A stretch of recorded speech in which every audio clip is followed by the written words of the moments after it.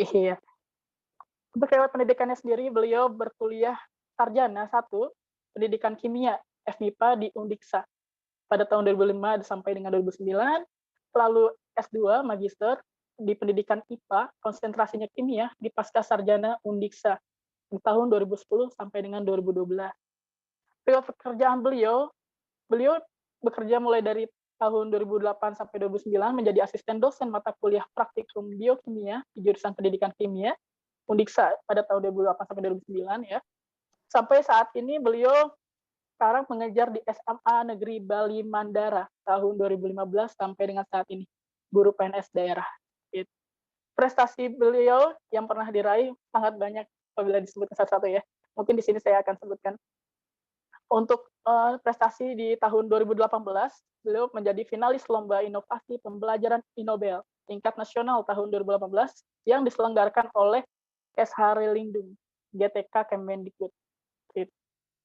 Dan juga sangat banyak sekali di sini prestasinya. Yang terakhir prestasinya memiliki karya Cipta Hakti yang terdaftar di DJKI tahun 2021 dengan judul karya ciptaan SATPAM, Smart Automatic Poison Volcano Alarm, sebagai alat pendeteksi gas beracun di gunung berapi dengan nomor pencatatan 000277411, nomor permohonan ya seperti itu.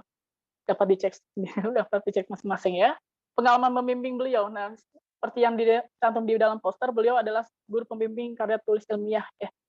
Teman-teman di sini sangat banyak sekali pengalaman beliau untuk membimbing karya tulis, mulai dari tahun 2012 di sini saya bacakan untuk awalnya ya. Nah, beliau di sini mulai di tahun 2012 membimbing lomba karya tulis ilmiah LKTI Equilibrium Science Fair di 2012. Levelnya nasional, beliau menduduki juara 3. Nah, untuk selanjutnya dari tahun 2012 sampai dengan 2021 ini sudah ada sekitar 167 judul yang beliau telah bimbing dan menghasilkan juara ya. Untuk yang terakhir di tahun 2022, beliau membimbing di kompetisi Step into the Future di Rusia 2022. Ya, lembaga penyelenggaraan Rusia levelnya internasional ya. Mendapatkan hasil diploma third degree. Itu. Pengalaman menulis beliau juga sangat begitu lengkap. Nanti mungkin kita bisa sambil ngobrol langsung dengan beliaunya ya. Oke, kita lanjut ke narasumber yang kedua. Narasumber kedua kita ada Kak Nur Naila Impinan Imam. Ya, beliau sekarang sedang berkuliah di University of British Columbia, Bachelor of Science ya. Nah, beliau pun di sini telah memiliki banyak pengalaman dalam dunia employment juga ya, dalam pekerjaan. Beliau aktif di Oversea Academy di tahun 2021 sebagai English Tutor, Project Manager, ya, dan juga Indonesian Young Researchers Association ya sampai saat ini dari tahun 2020.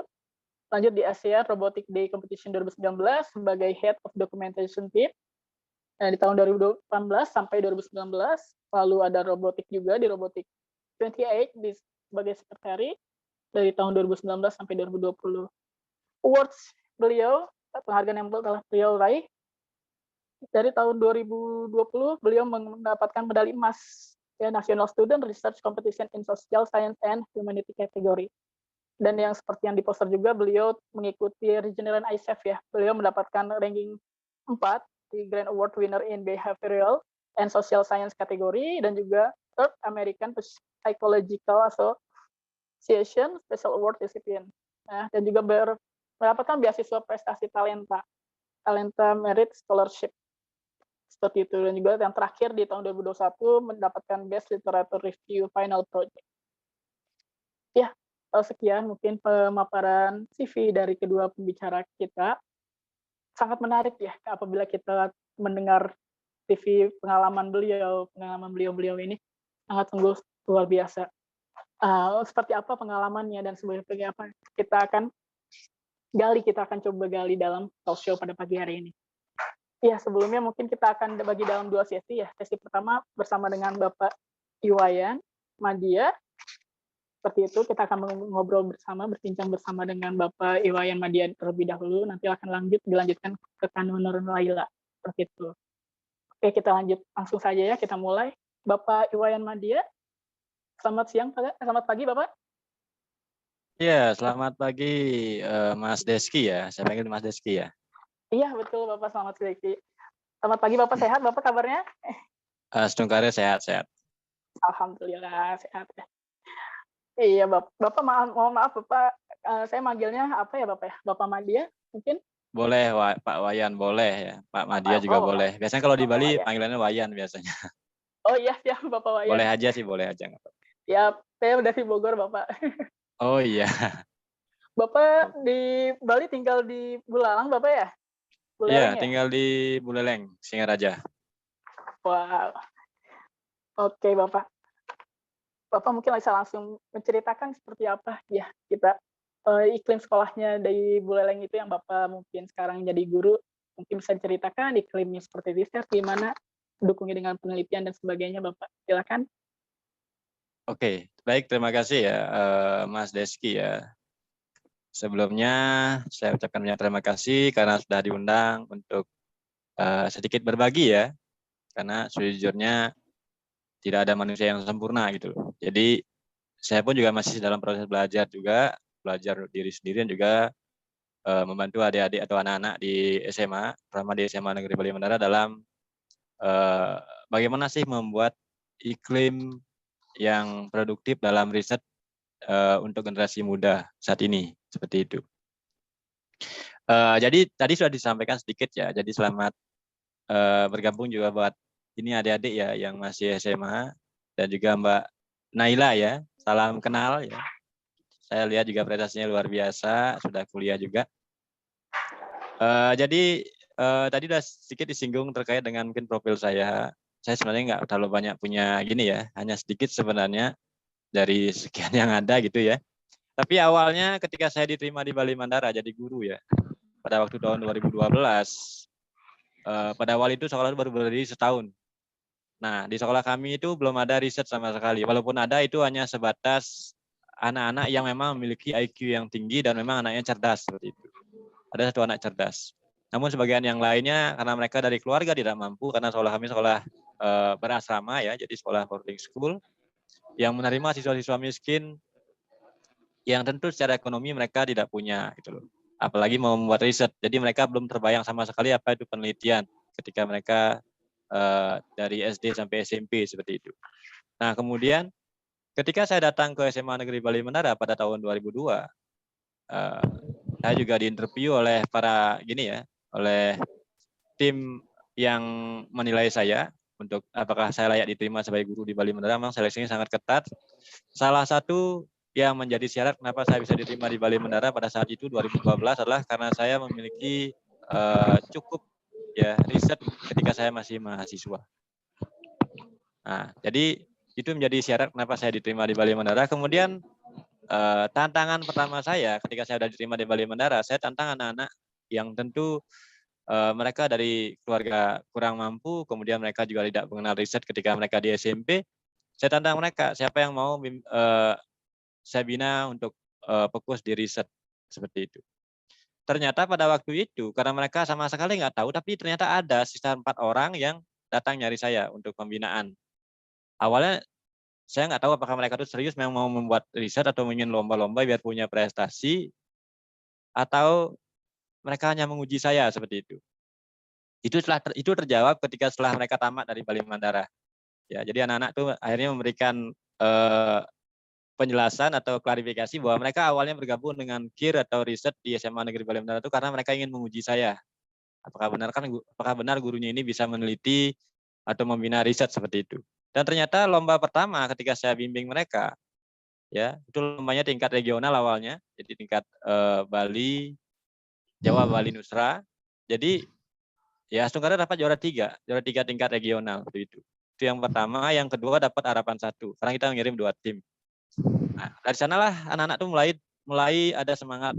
Oh ternyata saya baru pertama kali lomba bisa gitu. Dan kemudian tamat laun karena terus lomba dapat juara 1 nasional. Tadi udah singgung juga beberapa. Jadinya anak-anak yang lain ngikut. Enak ya dikir ya gitu, di riset gitu. Bisa riset, kemudian punya prestasi, bisa gampang nyari kampus seperti itu. memang dalam konsep saya ada. Halo Mas Deski, apakah suara saya terdengar? Ya, terdengar jelas Bapak. Terdengar ya, oke. Jadi karena lihat teman-temannya berprestasi, padahal kemampuannya itu biasa-biasa ya, menengah ke bawah. Tentu kemampuan anak yang saya bina lah menengah ke bawah, bukan menengah ke atas gitu loh, secara kemampuan akademik. Ganti aja ya, bukan Bunda Jim ya, bukan. Iya. Nah, jadi saya lanjutkan ya. Jadi ketika itu anak-anak mulai banyak ingin bergabung gitu. Nah, namun dalam konsep saya pembinaan di sekolah itu, riset yang saya tanamkan di sekolah tidak hanya sekedar mengejar prestasi semata. Ya, saya menanamkan anak itu adalah ada namanya kata kunci sukses care. Ya, jadi ada kata akronim ya. Care ini K itu apa? Komitmen. Jadi ketika anak-anak ingin berprestasi, ingin memiliki riset, ingin punya pengalaman dan nanti gampang nyari kampus dan bisa ya naik pesawat gratis, dapat reward, prestasi, kemudian dapat finansial juga, hadiah dari lomba-lomba. Yang pertama harus punya komitmen dulu untuk sebuah riset itu loh. Kalau ingin ikut riset, tidak boleh istilahnya setengah-setengah, ingin ikut enggak, jadinya enggak jelas. Nah itu. Kemudian yang kedua apa? Ulet. Nah, ulet di sini tentunya kalau sudah punya komitmen ternyata harus dibutuhkan keuletan dalam suatu proses berikutnya dalam bekerja. Ya, menyiapkan sebuah komitmen itu tidak gampang. Kemudian yang kedua adalah ulet. Bagaimana seorang anak itu harus ulet dalam menyiapkan segala sesuatu, siap menerima konsekuensi kalau sudah tergabung di dalam riset.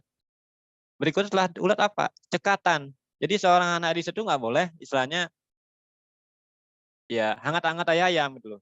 Ketika pas ada semangatnya tinggi luar biasa, tapi ketika tiba-tiba ada temannya yang ngerayu, ngajak ngobrol atau ngerumpi, akhirnya ya lepas dari komitmen awal untuk ikut di sebuah riset gitu loh. Nah, itu diperlukan cekatan, cepat ngambil sikap atau tindakan ketika kita udah terjun ke dunia riset ya dan menikmatinya proses yang ada seperti itu. Jadi pertama komitmen, ulet, cekatan ya. Kemudian apa? Antusias. Setiap ada event lomba, setiap ada event-event yang menyelenggarakan kegiatan yang berhubungan dengan riset, entah kiat-kiat mencari ide, kemudian bagaimana cara menuangkan ide atau gagasan itu dalam bentuk tulisan. Nah, akhirnya itu diperlukan antusias dari seorang anak untuk bisa berprestasi. Nah, berikutnya setelah antusias apa? Respect.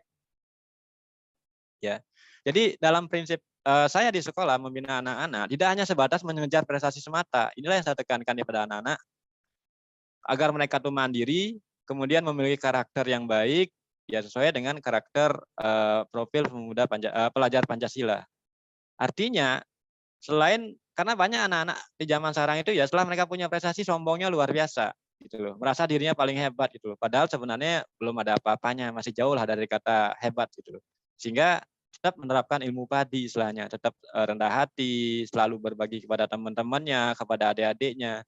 Nah, di sanalah diperlukan sikap respect kepada sesama, kepada guru, kepada sesama teman, kepada adik tingkat ataupun kakak tingkat seperti itu. Terakhir, seorang peneliti harus memiliki sikap empati.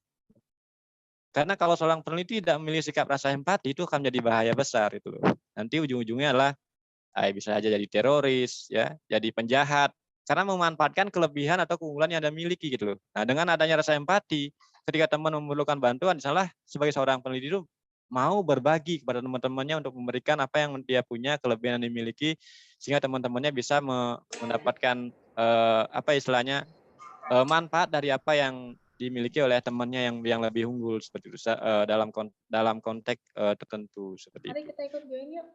Nah, itulah yang saya tanamkan pada anak-anak. Jadi kamu nggak cukup berprestasi, tapi kamu juga memiliki karakter yang baik, memiliki komitmen yang kuat ya dalam menggapai sebuah prestasi. Karena saya selalu mengatakan, apalah artinya sebuah prestasi kalau karakter yang kamu miliki itu nggak bagus. Artinya setelah punya prestasi kamu merasa puas. Karena selalu menekankan kapan kamu merasa puas terhadap prestasi yang kamu capai, maka di saat itulah kamu akan menurun prestasinya, akan mulai menurun grafik prestasinya seperti itu. Karena akan ada peningkatan lagi seperti itu. Nah, itulah yang kami tanamkan di sekolah ya Astungkare dari 2012 sampai tahun ini ya. Ya kurang lebih sekitar 400 piala medali dan sejenis sudah ada di sekolah dari riset yang dikembangkan yang dibina seperti itu. Demikian mungkin sementara dulu Mas Deski ya. Wah, iya Bapak, sungguh menarik banget ceritanya. Bapak berarti memulai dari nol ya iklim riset di sekolah Bapak itu? Betul, Jadi, betul. wah, pasti cukup sangat sulit gitu ya, melakukan dari nol. Apabila mungkin telah ada programnya, Bapak masuk tinggal melanjutkan atau memperbaiki, mungkin bisa dikatakan ya tinggal mengikuti jalan ya. Tapi Bapak di sini memulai programnya riset di sekolah Bapak dengan berbagai kendala yang ditemukan. Mungkin di sini Bapak bisa berbagi tipsnya juga nih. Mungkin di sini ada Bapak Ibu guru juga yang mengajar di sekolahnya. Bagaimana sih Bapak dalam menyusun program risetnya gitu? Apalagi kan di sekolah Bapak sendiri kan banyak kendala ya. Bagaimana sih untuk menyusun program risetnya atau program yang Bapak rencanakan itu seperti apa ya? Selain tadi ada menanam cooker itu sendiri yang sangat menarik sekali. Gitu itu Bapak. Oke, baik Mas Deski. Izin share screen ya. Jadi saya ingin sedikit sharing tentang bagaimana program riset yang kami kembangkan di sekolah ya. Sehingga karena di sekolah kami itu punya program namanya Research Based School. Jadi one man one research. Jadi istilahnya satu anak minimal satu riset dalam 3 tahun mereka di sekolah. Seperti itu. Nah, kami punya programnya. Sebelumnya juga pernah saya sharing pengalaman tentang ini juga kepada teman-teman guru pembimbing juga. Artinya memang program ini sangat sinergis. Jadi semua stakeholder yang ada di sekolah itu sangat berperan itu loh dalam mendukung kemajuan riset yang ada di sekolah seperti itu. Kalau mau copy paste gimana? Ctrl C. Mohon para hadirin tolong di-mute ya. Jangan lupa. Terima kasih.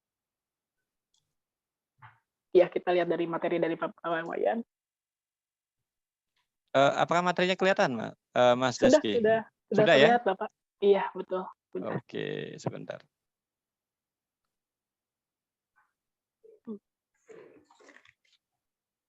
Kontrol Ctrl C. Enggak, awalnya apa dulu? Ctrl C, print screen kan? Ctrl. Print screen, Ctrl C, Ctrl V. Ya, izin Mas Deski ya untuk menyampaikan sedikit sharing pengalaman saya di sekolah ya.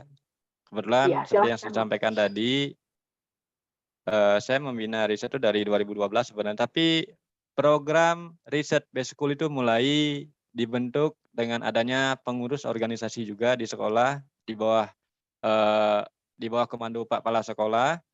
Ya, itu mulai dibentuk tahun 2016 seperti itu. Dan kebetulan dari tahun 2016 sampai sekarang saya diamanatkan untuk menjadi ketuanya seperti itu. Jadi mengendal riset ini dari 2016 secara khusus di riset di luar dari kegiatan ekstrakurikuler KIR ya. Jadi mengendal 3 angkatan sekaligus, jadi kelas 10, kelas 11, kelas 12 seperti itu. Dan seperti apa kegiatannya, saya izin share materi PowerPoint-nya seperti itu.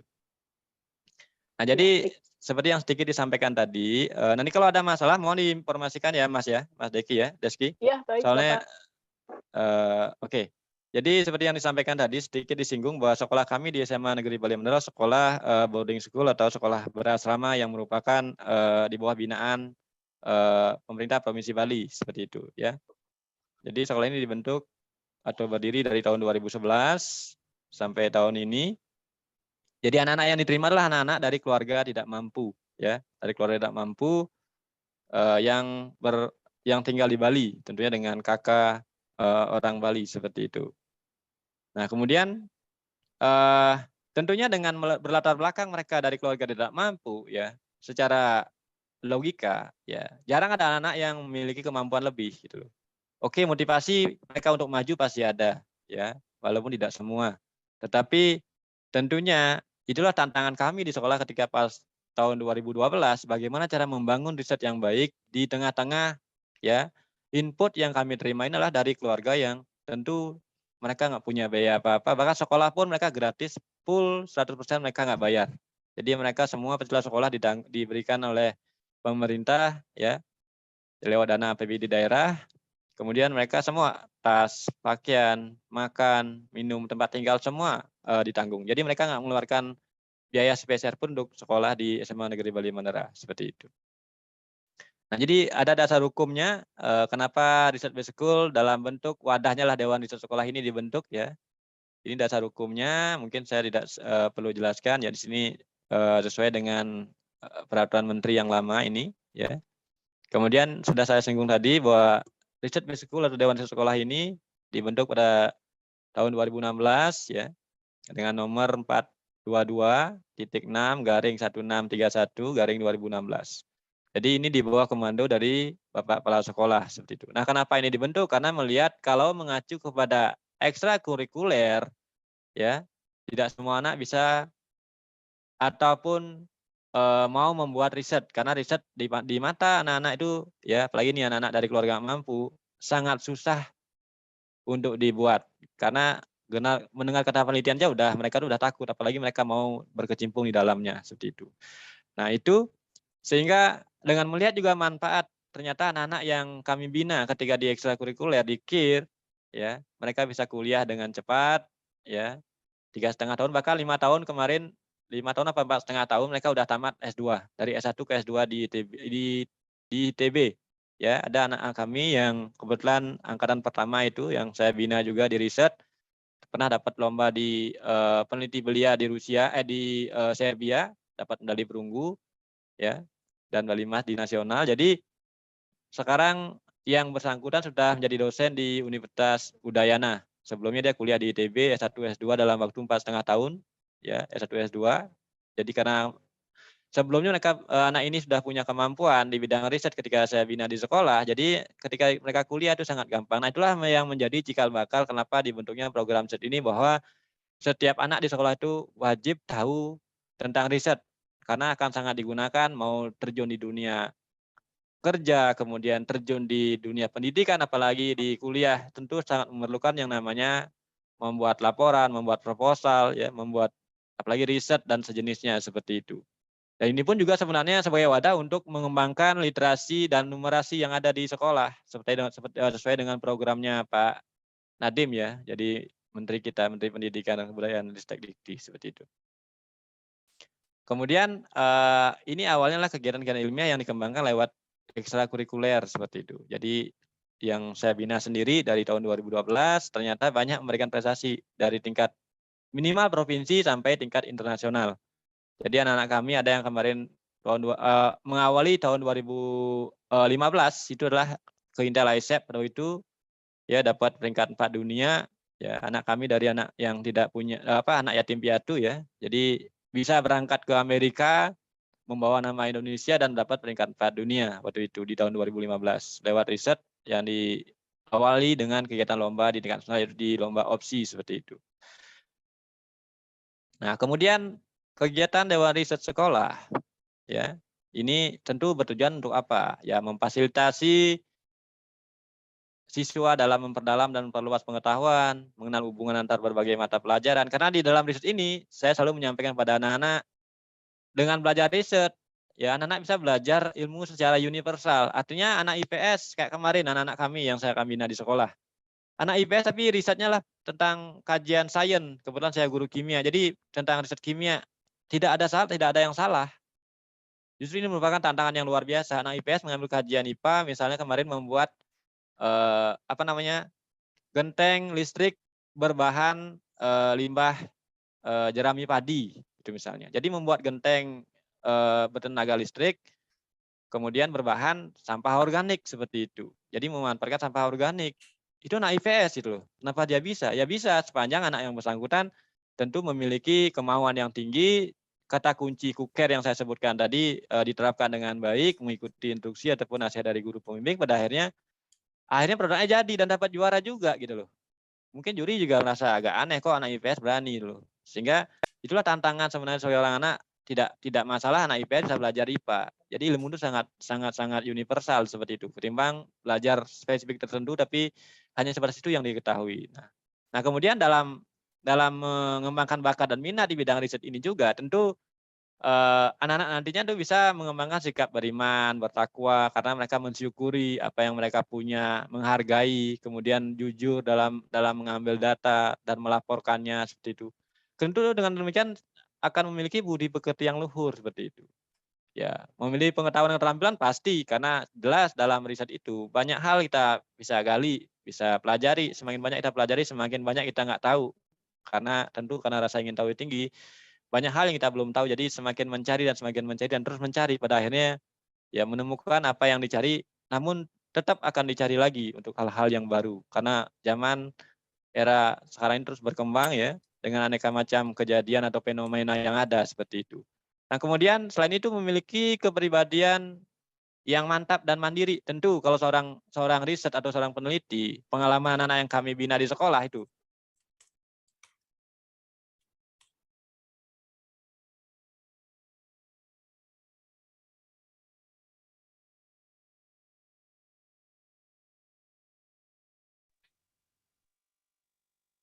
full beasiswa, karena mereka mengharapkan bantuan full beasiswa biar bisa kuliah.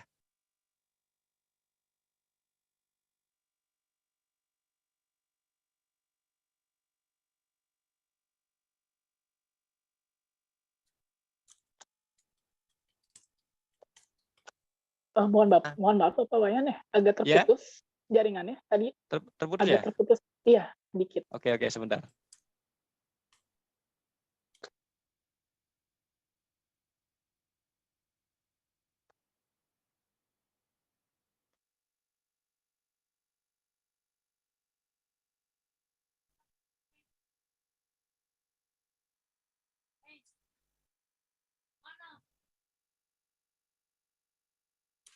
Masih, Mas?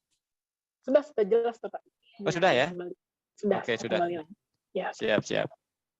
Tadi sampai di mana ya? Di sini. Oke. Oke, mohon izin melanjutkan ya, Mas. Ya, silakan Bapak. Jadi memiliki kepribadian yang mandiri dan mantap karena sudah terlatih gitu loh. Dilatih untuk menjadi anak yang mandiri, tepat waktu, disiplin ya, kemudian bekerja keras. Jadi mereka mandiri dimanapun mereka berada gitu loh, dan sudah ditanamkan juga ketika mereka kuliah nanti tetap berbagi kepada sesama seperti itu. Ya, jadi memiliki rasa tanggung jawab. Nanti di masyarakat mereka juga bisa berbaur. Karena apa? Mereka udah terbiasa komunikasi, kemudian wawancara dengan masyarakat ketika mereka masih SMA, ketika mereka melakukan penelitian seperti itu. Jadi menumbuh kembangkan budaya meneliti sejak dini di kalangan siswa SMA gitu loh. Dan ini penting karena banyak anak-anak tingkat SMA di luaran sana ya. Kalau mau diajak meneliti, tentu akan ada banyak alasan itu loh. Lebih enak nonton video TikTok ketimbang membuat riset gitu kan. Atau mungkin nonton video-video yang lain atau video YouTube dan sebagainya seperti itu.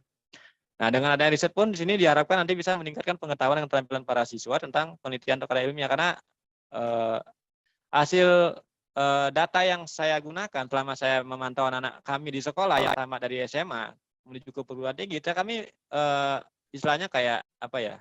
Melakukan survei terhadap anak-anak yang sudah pernah riset di sekolah, kemudian mereka kuliah, berapa lama mereka kuliah, kemudian bagaimana pengalaman mereka ketika kuliah bersama dosen-dosennya. Ternyata anak kami itu cepat tamat. Kemudian kebanyakan juga menjadi asisten dosen. Karena apa? Karena mereka memiliki kelebihan dalam hal meneliti, kemudian membuat laporan, mencari data. Mereka sudah memiliki teknik-teknik cara mengambil data seperti apa, metodenya seperti apa, instrumen yang dipakai apa, seperti itu.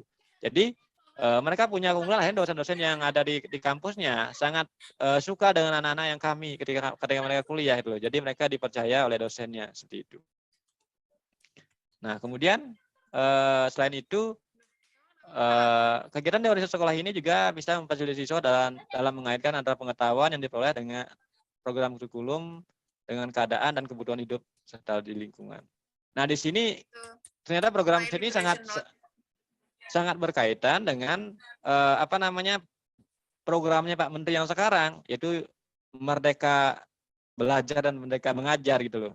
Jadi ada kegiatan pembelajaran berbasis proyek. Nah, di sini kami sendiri atau saya sendiri dalam hal sebagai ketua Dewan Riset seringkali mengajarkan anak untuk belajar menggunakan isu-isu lingkungan yang ada di sekitar kita untuk dijadikan topik atau ide dalam membuat riset seperti itu, membuat penelitian.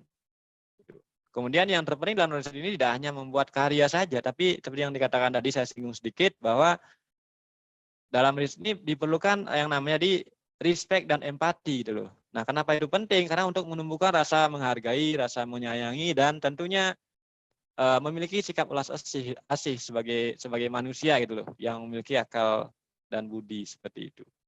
Nah, kemudian mengembangkan dan memasyarakatkan karya-karya ilmiah. Nah, ini penting gitu loh. Dan di kami sudah kami terapkan. Jadi ada sosialisasi ke masyarakat, ada misalnya publikasi berupa jurnal ilmiah hasil riset siswa. Kemudian produk-produk berupa alat ataupun produk-produk sejenisnya yang anak-anak kembangkan yang dalam hasil riset ini, kemudian diajukan hak cipta dan paten. Nah, kemarin kami di tahun 2021 kami itu sudah mendapatkan 11 hak cipta dari karya yang kami miliki. Sebenarnya kami masih banyak punya karya yang akan diajukan ke Haki dulu, cuma karena biar tidak terlalu membeludak di tahun 2021, jadi kami baru mengajukan 11 dan langsung 11-nya disetujui dan sudah dapat hak ciptanya, dan itu tadi yang sudah saya tunjukkan di CP itu adalah yang kebetulan yang saya bina seperti itu. Nah, demikian. Kemudian mengembangkan dan meningkatkan kepercayaan diri siswa yang untuk mampu membuat karya ilmiah. Nah, ini penting karena pengalaman di sekolah kami, walaupun ada program base school atau dewan riset sekolah, tentu kan tidak semua passionnya di riset gitu loh. Nah, anak-anak yang tidak passion di riset tentu dan mereka mengembangkan dirinya lewat jalur lain, tapi mereka wajib membuat riset juga minimal 1 dalam kurun waktu 3 tahun mereka di sekolah seperti itu. Nah, khususnya anak-anak yang memiliki passion atau hobi di riset, karena mereka udah tahu manfaatnya apa, bisa lewat riset, bisa beli laptop, bisa beli smartphone buat mereka menunjang belajar nanti di sekolah ataupun nanti di kuliah. Jadi ada anak kami kemarin terakhir lomba di tahun 2022 di bulan Maret kemarin ya, lomba di Astra Agensi, ada 2 kategori diikuti yang bidang renewable energy sama mobility. Jadi mobil listrik, jadi dikembangkan 1 alat aplikasi untuk mobil listrik, kemudian yang satunya adalah membuat alat yang mengatur pengairan dengan menggunakan tenaga surya gitu. Bukan tenaga surya, dengan menggunakan kincir. Jadi memanfaatkan aliran air dengan memasang kincir air dengan sesuai arah airnya. Jadi itu menghasilkan energi untuk membantu petani di daerah persawahan atau yang kekurangan air seperti itu. Dan kemarin dapat juara 3 dan juara 1. Nah, yang juara 1 ini yang di bidang mobility, ini anaknya memang nggak punya, laptop nggak punya, ya. Akhirnya dengan dapat hadiah kemarin 15 juta, ya, dibagi dengan timnya, dia bisa beli laptop sekarang itu loh. Nah, itulah manfaat, mungkin boleh dikatakan manfaat jangka pendeknya, mereka dengan riset mereka bisa membeli barang-barang yang memang perlu sangat mereka butuhkan, karena orang tua mereka nggak support untuk bisa membeli itu. Akhirnya mereka bisa beli laptop lewat lomba yang mereka ikuti seperti itu. Nah, kemudian menunjang pengembangan bakat siswa dalam bidang ilmiah, dalam pembelajaran di kelas maupun di luar kelas. Ya benar. Artinya dengan mereka banyak mengikuti kegiatan riset, lomba-lomba yang ada di tingkat nasional ataupun regional, bahkan internasional kemarin yang tadi sudah disebutkan dapat third degree diploma ya. Jadi diploma 3. Jadi level anak yang lomba kemarin di Rusia itu ya, jadi setara dengan D3 atau diploma 3 seperti itu. Nah, kemudian karena mereka sudah terbiasa latihan presentasi, sudah biasa berdebat dengan judges atau jurinya, jadi ketika di kelas mereka itu sangat terlatih gitu loh untuk komunikasi ketika mereka presentasi tugas gurunya itu loh, dengan gamblang, dengan santai lah seperti itu, tidak seperti yang lain-lain tegang, takut, ngomong takut salah dan segala macam seperti itu. Nah, kemudian selain itu siswa lebih terlibat dalam aktualisasi sikap-sikap ilmiah, proses ilmiah dan pembuatan produk ilmiah. Jadi misalnya anak kami juga kemarin selain juga di riset penelitian ya, mereka juga mengembangkan juga di bagian kewirausahaan. Jadi mereka memanfaatkan kelebihan yang mereka miliki di dalam riset untuk diaktualisasikan ke dalam kegiatan kewirausahaan seperti fiksi misalnya ataupun kegiatan-kegiatan kewirausahaan yang lain seperti itu. Nah, ini adalah struktur organisasi dari Dewan Riset Sekolah. Jadi penanggung jawab kepala sekolah, kemudian Dewan Pengarah itu ada dari Wakase, ya ada 4 Wakase, kemudian ketuanya saya sendiri, ada sekretaris, ada bendahara. Kemudian di sini saya bagi beberapa koordinator bidang, ya ada bidang matematika rekayasa, ada bidang fisika terapan rekayasa, kemudian ada bidang ilmu sosial humaniora, bidang IPA, dan bidang ini publikasi ini lebih cenderung kepada mempublikasikan kegiatan-kegiatan riset yang kami lakukan dan termasuk prestasi-prestasi yang dimiliki seperti itu. Kemudian di bawah ini di bawah dari masing-masing bidang itu ada ekstra yang mensupport di dalamnya adalah KIR dan elektro. Jadi ada anak KIR, itu saya sendiri yang membina, dan elektro lah teman saya yang membina. Itu mereka juga terlibat langsung dengan di keempat bidang yang ada seperti itu, ya. Kemudian, nah tugas dari Dewan Riset Sekolah ini seperti yang sedikit tadi disinggung ya, tentu ini sangat penting sekali untuk menopang atau menunjang kegiatan riset di sekolah biar tidak hanya sekedar program tapi tidak jalan gitu loh. Nah ini ya kita terapkan dengan baik bahwa pertama sebelum kita melaksanakan kegiatan tentu akan menyusun program kerja dulu. Jadi program kerja Dewan Riset itu seperti apa, tentu itu ada ADART-nya. Kemudian setelah kita menyusun program kerja bersama tim di pengurus Dewan Riset tadi, baru kita akan melaksanakan foundation riset pada tadi baru. Dan ini penting, mungkin di sekolah lain sebagian besar belum ada kayaknya ya, tapi walaupun ada beberapa sekolah yang sudah bagus, perkembangan risetnya pasti sudah menerapkan ini. Tapi kami di sini kenapa ada perlu foundation riset? Karena memang anak-anak yang baru datang dari SMP ke SMA, mereka tuh tidak tahu apa-apa tentang riset itu. Walaupun ada, tahu hanya sebatas informasi esai seperti itu dianggap ya penelitian itu. Nah, disinilah mereka harus disamakan pemahamannya bahwa mereka harus memiliki pengetahuan dasar tentang riset. Apa itu fondasi riset yang harus mereka tahu? Ya tentu nilai-nilai karakter yang ditanamkan di dalam riset seperti apa, kemudian bagaimana mereka membangun motivasi mereka bahwa riset itu sebenarnya nggak terlalu susah, nggak sulit, sepanjang bisa menerapkan kata kunci KUKER tadi, jadi komitmen, ulet, cekatan, antusias, respect, dan empati seperti itu.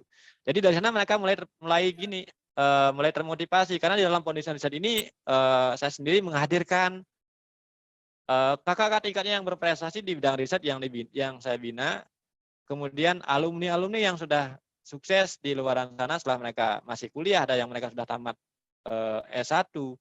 Jadi mereka diundang untuk memberikan kesan-kesan atau misalnya testimoni lah. Gimana sih pengalaman riset ketika masih di SMA dan setelah di kuliah seperti apa yang mereka rasakan, apa manfaatnya. Nah, biar adik-adiknya ini yang baru ini punya informasi, oh ternyata kakak saya dulu ketika masih di SMA ikut riset, sekarang dia sudah bagus, sudah kuliah, sudah tamat, bahkan jadi mahasiswa kesayangan dosen karena anaknya aktif, rajin, punya empati, kemudian santun seperti itu. Jadi dari sana mereka mulai terbentuk benih-benih riset dalam diri mereka bahwa riset itu sebenarnya nggak terlalu menakutkan, tidak menyeramkan gitu loh. Itu. Nah, kemudian setelah mereka diberikan foundation selama 1 bulan tentang riset pada anak-anak kelas 10 baru, kemudian dilanjutkan dengan diadakan kemah ilmiah terpadu. Nah, kemah ilmiah terpadu ini apa fungsinya? Nah, di sini yang kami terapkan di sekolah, di dalam kemah ilmiah terpadu inilah mereka diajak ke lapangan, diajak kemah. Jadi mereka diajak camp selama 3 hari 2 malam.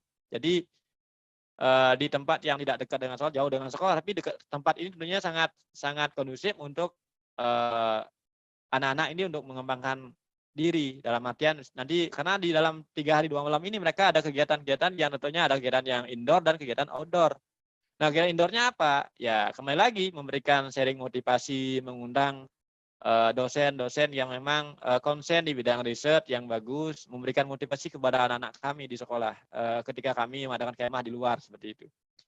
Jadi itu yang pertama. Kemudian ada juga kakak alumninya juga datang atau dari kakak tingkatnya memberikan motivasi, sharing pengalaman mereka dan prestasi yang dimiliki. Nah, di hari kedua, anak-anak yang ikut kemah ilmiah terpadu ini, mereka tuh diajak keliling di sekitaran tempat mereka kemah. Misalnya kami mengadakan kemah kayak kemarin sebelum pandemi itu kami ajak mereka kemah di Kebun Raya Bedugul, ya Kebun Raya Bedugul di Tabanan, Bali. Jadi sana tempatnya sangat support sekali untuk kegiatan riset karena sana ada banyak tanaman-tanaman yang dari berbagai jenis dan kelompoknya ya untuk dijadikan riset. Kemudian dekat dengan danau juga bisa menelusuri pinggiran danau untuk mengamati, mengeksplorasi apa yang mereka temukan untuk mereka komunikasikan nanti ketika mereka sudah kembali ke tempat kemah di tempat kemahnya.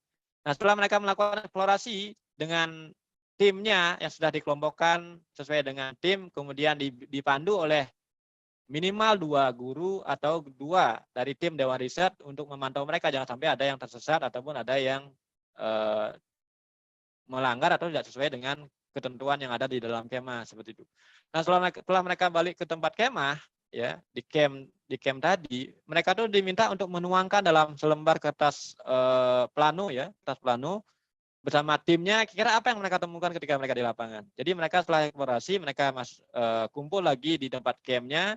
Kemudian kami pandu di riset ya di Dewan Riset. Kemudian apa yang mereka temukan mereka tuangkan di atas kertas plano yang mereka sudah pegang masing-masing. Jadi mereka menuangkan apa yang mereka temukan, apa yang mereka amati, dan mereka juga ada yang komunikasi dengan petani yang ada di daerah kebun raya itu. Nah, kemudian setelah mereka menuangkan semua, entah mereka bisa menggunakan dengan fishbone, ya, jadi diagram, bisa menggunakan diagram alir, bisa menggunakan pohon, ya. Jadi istilahnya apapun bisa digunakan untuk membuat pemetaan dari masalah yang mereka temukan. Nah, kemudian dari masalah yang mereka kumpulkan itu, kami di riset meminta kepada mereka memilih salah satu ide yang terbaik dari rekan-rekan dalam satu timnya itu, gitu. Dalam satu timnya itu, jadi mereka memilih satu ide yang terbaik menurut mereka. Di sanalah mereka juga dilatih, ya, lapang dada, kedewasaan diri, kemudian latih berkomunikasi, latih jadi seorang pemimpin, karena siapa yang menginisiasi awal ketika mereka membuka diskusi dengan teman-temannya. Kemudian ketika ide yang teman yang dipakai, teman yang lain juga harus legowo menerima, karena berdasarkan kesepakatan. Sana juga dilatih kedewasaan diri dalam mengontrol emosi dan juga belajar menghargai sesuatu. Kalau memang itu yang terbaik di antara teman-teman, kenapa tidak? Nah, itu juga dilatih di sana, di dalam kegiatan fokus group discussion dari hasil eksplorasi ke lapangan seperti itu. Kemudian setelah mereka memilih salah satu yang terbaik dari ide yang mereka kumpulkan semua, kemudian mereka mempresentasikan.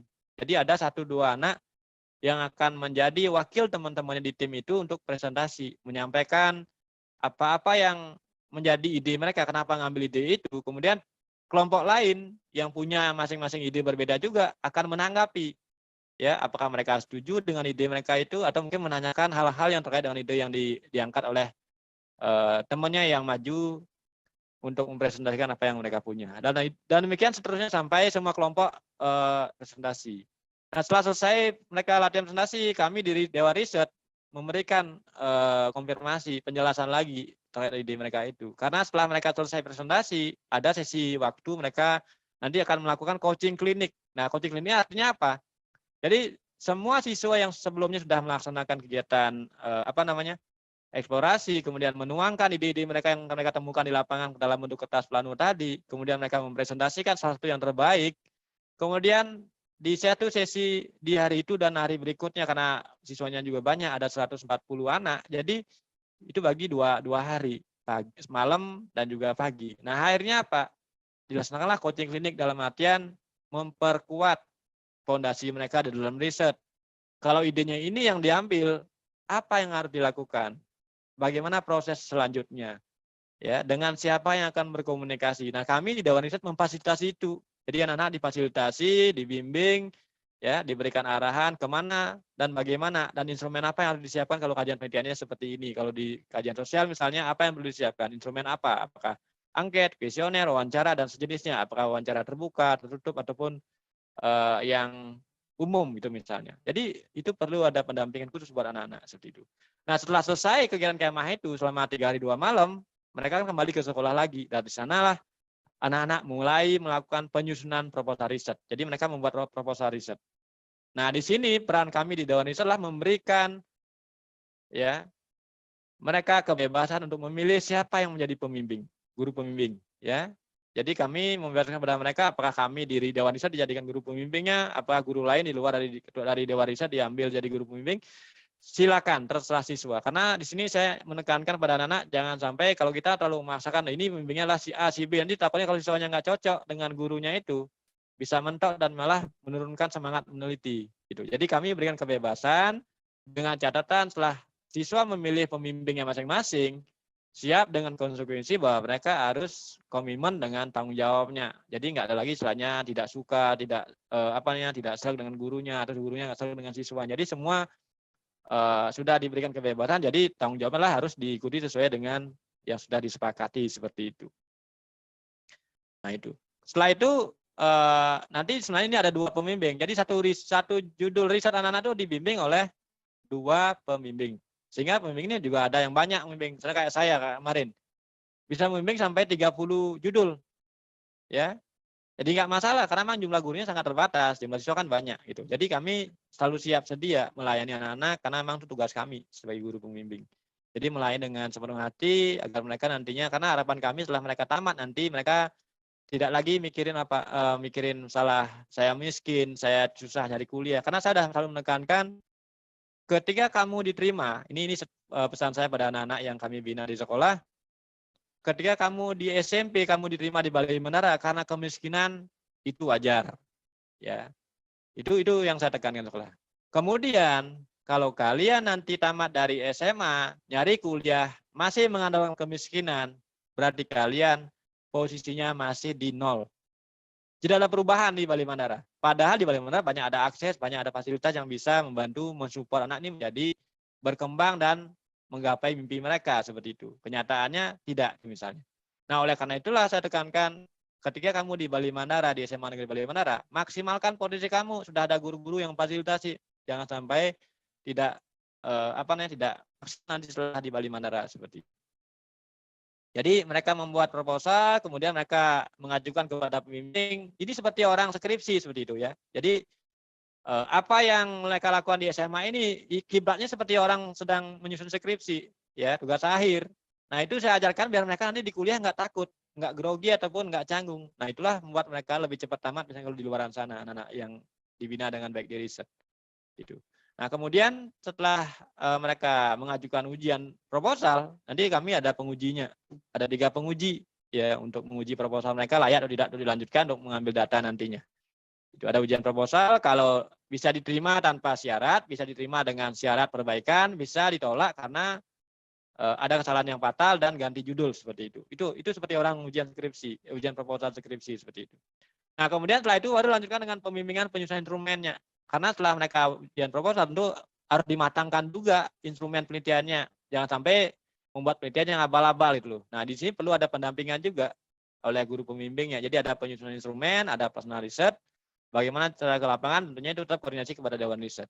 Kemudian yang berikutnya adalah membimbing dan fasilitasi kegiatan pendampingan saat didik untuk mencari data. Kadang anak kami mencari data keluar jauh, tapi masih dalam satu provinsi. Ya, kami fasilitasi dan dicarikan waktu. Kemudian berikutnya melaksanakan dan memfasilitasi kegiatan pembuatan laporan akhir. Setelah mereka punya data, mereka analisis bersama guru pembimbingnya, kemudian mereka nantinya akan ajukan dalam kegiatan ujian seperti itu. Ya. Di sini juga ada kegiatan eksebisi ya, hasil riset studi didik. Ini misalnya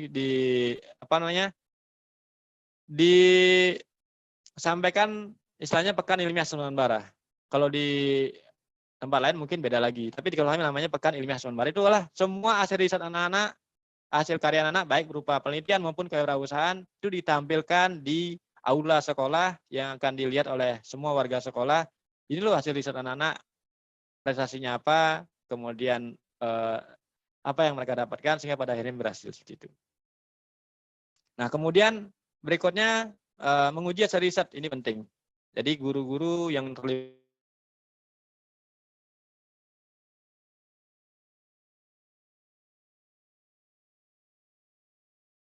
sesuai seperti yang tadi hasil risetnya atau laporan risetnya itu diterima dengan catatan perbaikan, ya tentu karena akan memperbaiki bersama guru pembimbingnya. Kalau mereka ditolak, tentu ada perbaikan seperti itu. Ya. Kemudian terakhir pemberian sertifikat. Nah, anak-anak yang sudah melaksanakan riset selama 3 tahun di sekolah, di akhir mereka akan tamat, mereka akan dapat yang namanya sertifikat Dewan Riset. Jadi mereka itu dijadikan nanti bukti. Di sana juga ada kegiatan, di dalamnya ada program risetnya. Ini yang muncul juga di sana, di belakangnya ada durasi jamnya. Kalau nggak salah ada sekitar 131 jam selama 3 tahun mereka di sekolah. Jadi sertifikat ini bisa digunakan ketika mereka kuliah. Bahwa anak ini sudah pernah mengikuti kegiatan riset yang cukup lama dan panjang di sekolah. Ya, bukan bukan KW-KW seperti itu. Memang diterapkan dengan baik, dari prestasi yang mereka miliki juga banyak seperti itu. Jadi ada verifikasi, kemudian pendampingan, ada lomba-lomba. Nah, di luar dari kegiatan riset ini, tentunya ada kegiatan-kegiatan lomba. Jadi anak karya-karya yang bagus dari anak-anak ini itu bisa disiapkan untuk lomba-lomba. Ya, lomba-lomba misalnya kayak kemarin opsi, fiksi, kemudian Elkir atau NIA, kemudian lomba-lomba lain di kampus ataupun lomba-lomba sejenisnya. Mungkin secara garis besar seperti itu ya untuk kegiatan Dewan Riset. Ini. Kalau tugas dan kewajibannya sama aja ya. Nah, ini kegiatan pelaksanaan program risetnya ya memberdayakan kegiatan riset ya. Kemudian ini penyusunan program kerjanya, ini dokumentasinya ya. Jadi kami melakukan penyusunan program kerja dulu seperti yang sampaikan tadi ya. Ini foundationnya ya. Jadi kami mengumpulkan semua anak kelas 10 di aula karena jumlah aulanya cukup luas. Jadi dikumpulkan di sana semua biar informasinya satu arah gitu. ya. Jadi semua bisa diberikan pada saat hari yang sama. Kemudian ini kemahnya di tempatnya ini kebun raya kebetulan ya, pada malam hari dikumpulkan anak-anak ya. Kemudian ini penyusunan proposal risetnya, ini ujian proposalnya. Ini penyusunan instrumennya ya, kebetulan saya mendampingi anak-anak. Kemudian mencari data ke lapangan. Kemudian pembuatan laporan karya ilmiah, tentu ini menyesuaikan dengan, misalnya kalau lombanya di mana sesuai dengan lomba yang ada gitu. Ya. Kemudian ujian laporan. Ini laporannya kalau dia memenuhi riset di sekolah biasanya ada seperti ini. Ada 3 penguji juga untuk memantau hasil karya anak-anak apakah layak atau tidak dilanjutkan atau diterima atau ditolak karena alasan tertentu sesuai dengan syarat yang ada. Karena kami juga punya buku panduan. Jadi kalau mereka mengikuti program risetnya di sekolah, ya tentu kan mengikuti panduan riset yang ada di sekolah. Kalau mereka lomba-lomba mengacu pada TOR atau selingkung yang ada diadakan oleh lomba yang menyelenggarakan lomba seperti itu. Ini mengkaji hasil riset anak-anak, jadi kami melakukan evaluasi juga di sana, ya, memberikan masukan-masukan seperti itu. Nah, ini pemberian sertifikat dewan risetnya. Jadi ketika mereka sudah selesai menyelesaikan riset, sudah mengumpulkan karya, ya, jadi mereka berhak mendapatkan sertifikat dewan riset dan juga ada PIN, ya, PIN riset. Jadi mereka dianggap sudah terus menyelesaikan tugas riset selama mereka bersekolah di SMA Negeri Bali Mandara. Ini seleksi hasil riset untuk lomba-lomba. Nah, ini adalah pembimbingan untuk lomba-lomba KTI, ya. Jadi ada pendampingan. Ini pelaporannya dengan dihadiri oleh Bapak Kepala Sekolah. Kemudian dampak program riset itu banyak ya. Ini lomba-lomba yang diikuti dulu ya dari tahun 2012 sampai tahun yang sekarang ya. Prestasi anak-anak ya. Sebenarnya kami banyak punya prestasi, cuma tidak semua ada dokumentasinya, terlalu banyak juga lama gini. Ya. Jadi lomba-lombanya minimal provinsi, regional, ya, internasional. Tahun 2022 ini kami ya sudah mengikuti berapa? 3 lomba ya, 3 lomba, 2 sudah sudah selesai, yang 1 dapat peringkat 3 tadi ya, peringkat 3. Kemudian sebelumnya juga finalis di Taiwan. Nah, ini kalau lomba nasional sih kami udah terbiasa ya, lomba di nasional dengan kampus-kampus juga banyak. Nah, ini yang tadi saya katakan yang dapat diploma 3 ya di Rusia. Tapi ini lombanya online karena masih pandemi, jadi online kemarin. Jadi syukurnya gitu. Kami sebenarnya kalau lombanya offline justru kami menjadi masalah karena kami tidak bisa mengikuti lomba itu karena tentu terkendala biaya. Ya, nanti mungkin saya sampaikan di sesi berikutnya seperti itu. Nah, ini dampak risetnya ada 2 output yang diharapkan dari dampak riset apa ini? Yaitu sertifikat dewan riset dan jurnal ilmiah. Jadi anak-anak yang kami dari sekian banyak anak yang mengikuti program riset karena mereka punya riset yang bagus buat lomba-lomba dan mereka punya prestasi, itu diajukan ke lembaga kampus yang memiliki jurnal. Jadi kami ajukan ke sana untuk difasilitasi. Ternyata anak-anak kami yang mengajukan jurnal dan diterima di kampus dan malah mereka dapat fee istilahnya, dapat uang gitu loh dari pengajuan jurnal itu. Ya dihargai kemarin 1 jurnal 1.000 anak-anak kami. Senang mereka, tambah semangat. Jadi nama mereka tercantum di jurnal, kemudian mereka juga dapat reward seperti itu. Nah, ini adalah pengajuan HKI yang kemarin ya 2021. Kebetulan saya yang ngambil kemarin ada 11 karya cipta yang kebetulan kami terima sama Negeri Bali Mandara, kami terima ya dari Dirjen HKI-nya ya. Jadi lumayan ada 11 ya. Mungkin ini satu-satunya sekolah yang di Bali ya, terutama yang memiliki sertifikat paling banyak untuk tahun kemarin seperti itu. Karena memang baru kemarin kita ajukan. Nah, ini kemudian ini contohnya ya. Jadi hak ciptanya, karyanya ada di sini. Mungkin sementara itu saja dulu Mas Deski. Mohon maaf agak lama ya penyampaian informasinya. Semoga bermanfaat. Saya kembalikan lagi ke Mas Deski. Iya, baik. Terima kasih banyak Bapak atas pemaparannya ya, program risetnya luar biasa.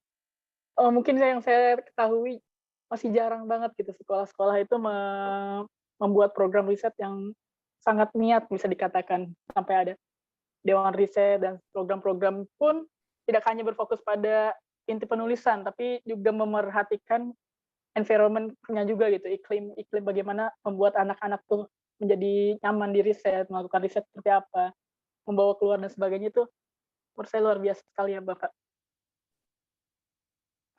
Siap, siap, Pak. Iya. Pak, mungkin dari Bapak Ibu guru pembimbing juga yang saat ini hadir mungkin bisa mengadaptasi juga ya, mengadakan seperti dewan riset, membuat program-program juga yang nantinya mungkin akan pada akhirnya menjadi suatu prestasi itu bagi para siswa-siswanya ya. Luar biasa. Ya Bapak, mungkin saya akan menyampaikan sedikit ya, ada pertanyaan dari teman-teman nih. Nanti mungkin kita akan ada 2 sudut pandang ya, teman-teman para hadirin semua, adik-adik semua. Kita dari sudut pandang dari guru pembimbing dan juga nanti sudut pandang dari penulis juga gitu, dari siswa, dari Kak Naila nanti. Untuk dari Ya. pembimbing Bapak di sini ada pertanyaan dari Muhammad Farhan Putra Pratama dari Politeknik Industri Logam Morowali. Nah, bagaimana sih Bapak untuk menjaga si anak-anak ini tetap semangat gitu, tetap on the track saat melakukan penelitian? Dan juga apa solusinya apabila terjadi stuck gitu saat menulis mungkin tiba-tiba idenya ngeblank atau hilang atau bagaimana kehilangan semangat gitu. Bagaimana Bapak selaku dosen, selaku guru pembimbing itu mendorong, ayo gitu, semangat dan sebagainya untuk memotivasi mereka kembali istilahnya. Seperti itu Bapak. Apa yang sering Bapak lakukan gitu untuk melakukan hal ini? Baik Mas Deski, terima kasih ya pertanyaannya dari siapa adiknya ya? Di siapa nama tadi Iya. yang bertanya? Muhammad Farhan Putra. Oh, Muhammad Farhan Putra. Oke. Farhan Putra. Sebenarnya saya dari 2012 ya. Karena jujur Ya. dalam prinsip saya, mohon maaf ini ya, saya agak sedikit menyampaikan apa yang saya rasakan dulu. Kalau saya sendiri mungkin pada zaman saya masih SMA sampai kuliah adalah lebih mementingkan ego diri. Artinya ambisius, ingin juara, ingin berprestasi gitu loh, buat saya pribadi gitu loh. Tapi setelah saya jadi guru, ya setelah saya jadi guru, fokus saya lah kepada anak-anak. Makanya saya sekarang ini lebih fokus memperhatikan anak. Walaupun saya sekarang ini tidak ikut kegiatan, mohon maaf tidak ikut kegiatan guru penggerak. Tidak ikut kegiatan-kegiatan yang diadakan yang lebih mementingkan pengembangan diri sendiri gitu loh. Karena jujur saya belum bisa membagi waktu untuk mengembangkan diri saya secara pribadi dan juga untuk membina anak-anak. Karena tentu di sekolah kami itu saya sendiri bisa sampai 20-30 anak saya bina dalam bahkan setiap hari ada juga pembinaan. Nah, karena itulah tentunya dari tahun 2012 saya banyak mengalami perubahan. Jadi transformasi dari dulunya saklek, kejam itu mungkin dibilang oleh anak-anak ya, sudah mulai soft lebih ke halus lagi. Jadi sekarang anak dulu kalau zaman saya di awal ya, kalau mereka gagal karena kunci saya waktu di awal ya ketika tahun 2012 sampai 2015 lomba itu bukan ajang untuk coba-coba, ya. Lomba adalah untuk mengejar tentunya prestasi karena bawa nama sekolah kan, prestasi itu pasti karena itu adalah sebuah hegemoni, sebuah pengakuan tuh istilahnya zaman itu. Jadi anak-anak harus punya target. Kalau kamu udah lomba, kamu harus siap dengan konsumsi, kamu harus serius, fokus. Dan bahkan kami punya moto di sekolah kami. Terutama di binaan saya ya, anak itu nggak boleh pacaran. Mungkin agak sedikit konyol kedengarannya. Jadi kalau kamu ikut KIR tidak boleh pacaran karena gini Mas Deski, yang mungkin saya sering ceritakan anak kami di sekolah. Kedengarannya konyol karena saya gini, saya mengacu pada pengalaman pribadi saya gitu loh. Karena sehebat apapun Anda seorang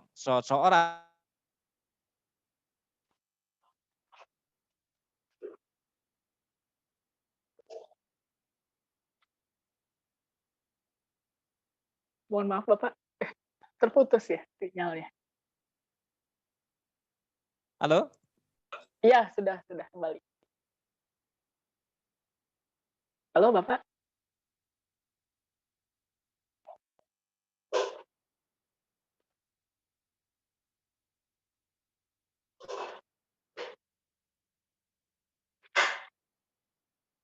Halo? Iya, halo Bapak, sudah Dengar? kembali? Oke. Sudah. Terima kasih. Gini, jadi kenapa saya menerapkan dari tahun, mungkin banyak teman-teman saya nggak suka juga di sekolah, bahkan mungkin kepala sekolah juga agak sedikit, kok aneh banget gurunya ya Don. Mungkin saya dikatakan mungkin guru gila di sekolah. Ya karena saya punya prinsip gini Mas, kenapa saya tekankan anak saya nggak boleh pacaran? Satu, di zaman sekarang bukannya munafik ya. Kalau orang udah pacaran, apalagi anak SMA, yang masih, mohon maaf, masih hababil lah dari segi mentalnya ya. Kalau udah pacaran akan bisa fokus. Jangankan mereka membuat riset, belajar aja mereka nggak akan fokus kok. Satu, mau belajar mikirin pacar. Dekat dengan si A mau mengembangkan buat riset, nanti dicemburuin, nggak bisa buat riset kan. Gitu.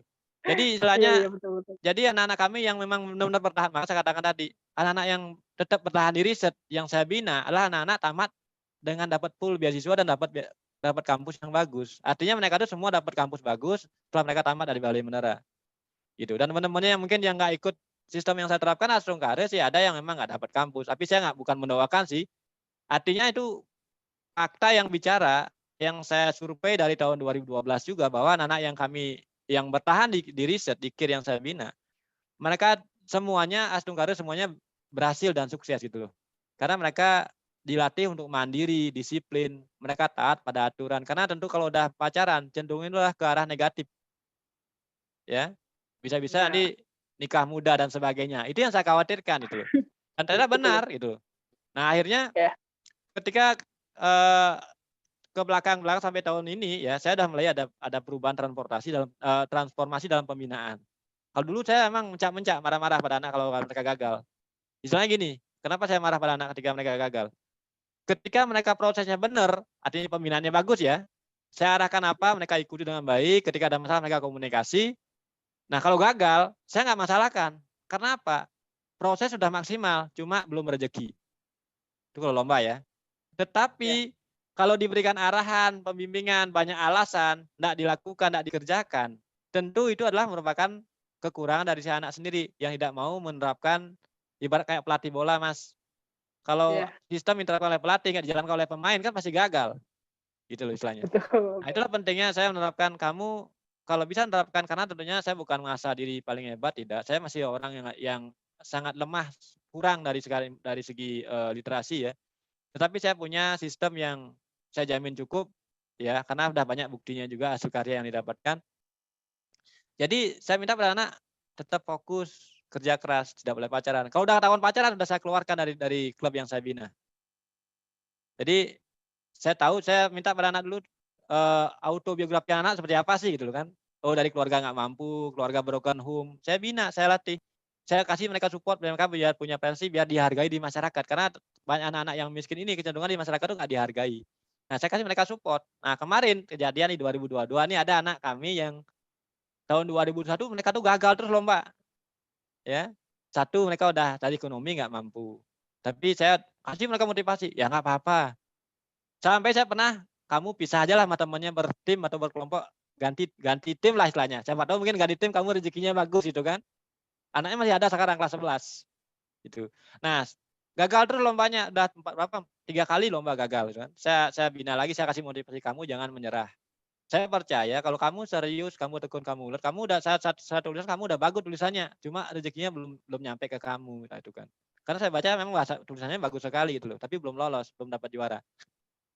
Akhirnya di awal tahun 2022 anak ini tetap semangat sampai dia sempat nangis, dia merasa terharu katanya saya ngasih motivasi, kok saya gagal tetap gurunya ini tetap motivasi padahal dulunya gurunya ini suka mencak-mencak dan sebagainya lah. Akan saya dikenal guru paling galak di sekolah gitu.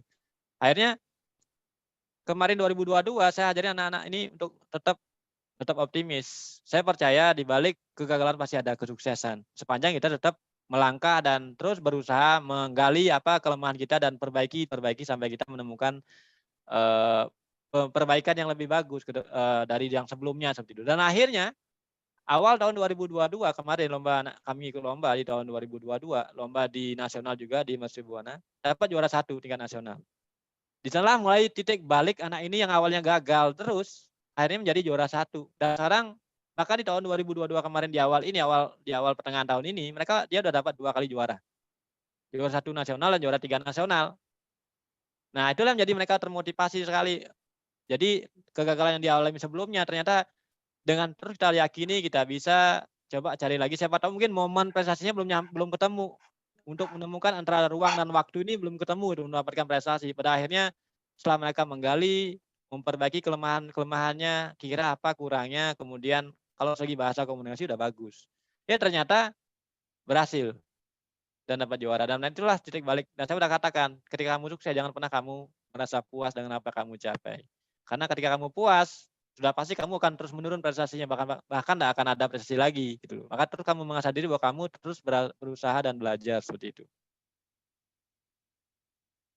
Demikian Mas Rizky. Ya. Jadi intinya Baik, kegagalan terima pasti kasih. ada gitu, motivasi tentu. Jadi jangan Betul. takut untuk mencoba terus seperti itu.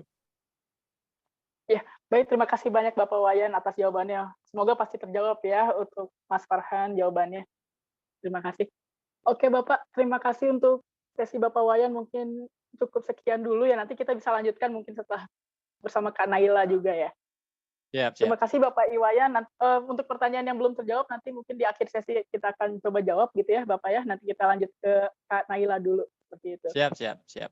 Ya, baik, terima kasih banyak Bapak. Mungkin bisa menunggu nanti kita lanjut ke Kak Naila terlebih dahulu. Ya, halo Kak Naila telah bergabung ya dengan kita semua. Ya, halo Kak. Terima kasih Kak Deski. Iya. Ya, sama-sama Kak Naila. Kak Naila sedang di mana ya? Di Kanada. Oh, kebetulan Indonesia? aku lagi di Indonesia kebetulan karena libur summer. Iya. Oh, sedang libur ya. Oke. Iya, Kak Naila, gimana keadaan sehat? Dalam keadaan sehat, Kak? Alhamdulillah Kak Deski juga sehat. Iya, alhamdulillah. Ya, dari Kak Naila sendiri tadi telah saya sampaikan juga ya di awal gitu. Beliau telah banyak menjuarai event-event nasional maupun internasional gitu. Mungkin dari Kak Naila mungkin bisa langsung ceritakan gitu bagaimana sih pengalamannya gitu. Hal menarik apa aja yang Kak Naila temukan saat melakukan lomba riset yang terakhir ini ya, Kak Naila. Silahkan Kak Naila. Baik, terima kasih banyak Kak Deski. Terima kasih banyak untuk semua para peserta yang sudah hadir juga. Sebelumnya tadi sharing dari Pak Wayan luar biasa juga.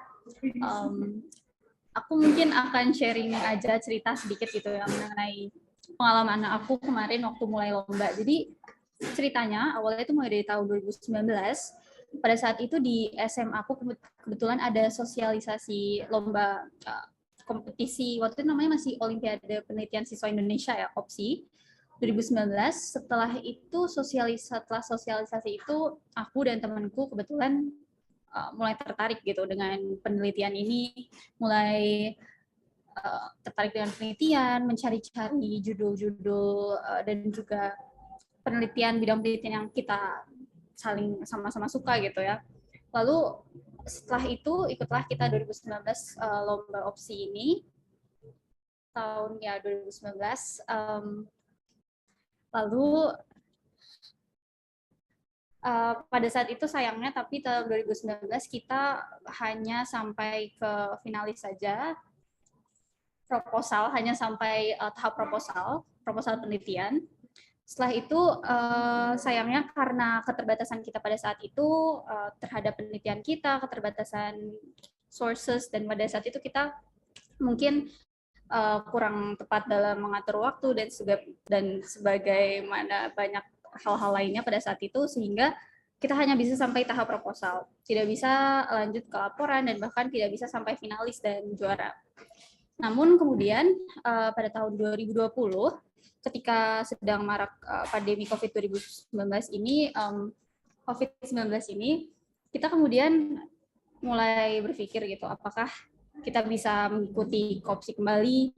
Padahal waktu itu sebenarnya mepet gitu. Ada waktu itu kalau nggak salah deadline-nya tuh mungkin seminggu setelah hari itu sudah harus submit proposal pada saat itu di KOPSI, ganti nama jadi Kompetisi Penelitian Siswa Indonesia tahun 2020. Nah lalu setelah kita berdiskusi banyak berdua, akhirnya kita ya udahlah, ini kesempatan nggak datang 2 kali, makanya kita waktu itu langsung bikin proposalnya sesuai dengan belajar dari pengalaman sebelumnya. Kita tahu keterbatasan kita pada saat itu apa, terutama karena pandemi jadi online, sehingga kita ngambil bidang penelitian dan judul yang sesuai dengan kemampuan kita pada saat itu. Lalu, tapi kita jalankan semaksimal mungkin selama 1 minggu itu, dan alhamdulillah pada saat itu bisa akhirnya submit proposal dan kemudian lolos tahap proposal, dan kemudian kita melanjutkan proses ke laporan penelitiannya, itu menulis dari awal hingga akhir. Nah, sebenarnya balik lagi nih, tadi kita dapat masalahnya ini dari mana? Kebetulan justru pandemi ini yang menginspirasi kita untuk ambil bidang penelitian yang kita ambil pada saat itu untuk OPSI. Jadi karena pandemi waktu itu kita melihat teman-teman sekitar kita aja nih banyak masalahnya sama pandemi. Nah, masalahnya itu kebanyakan adalah soal mempertahankan attention atau mempertahankan kemampuan mereka belajar selama online, karena kita dapat banyak keluhan dari teman-teman, cuma bisa fokus selama beberapa jam saja, sedangkan online itu kelasnya tetap lama gitu ya. Jadi kita ambil dari situ, ditambah digabungkan dengan teman-teman nih suka dengerin musik kah atau suka ngelakuin apa sih biar fokus gitu. Kira kita gabungan dari situ, kita bikin penelitian dengan judul optimalisasi working memory capacity menggunakan binaural beat. Jadi itu sebenarnya bahasa lainnya seperti menggunakan gimana caranya meningkatkan fokus gitu menggunakan binaural beat, suatu suara gitu yang sebenarnya kanan dan kiri di kupingnya itu beda frekuensi gitu. Bahasa kasarnya kayak gitu. Kemudian itu ide yang sangat simpel, namun karena pada saat itu terinspirasi dari masalah sekitar, jadi kita bisa dekat gitu ya, karena dekat masalahnya kita bisa pahami teman-teman kita dan juga penelitiannya kebetulan bisa dilakukan secara online untuk pengambilan datanya.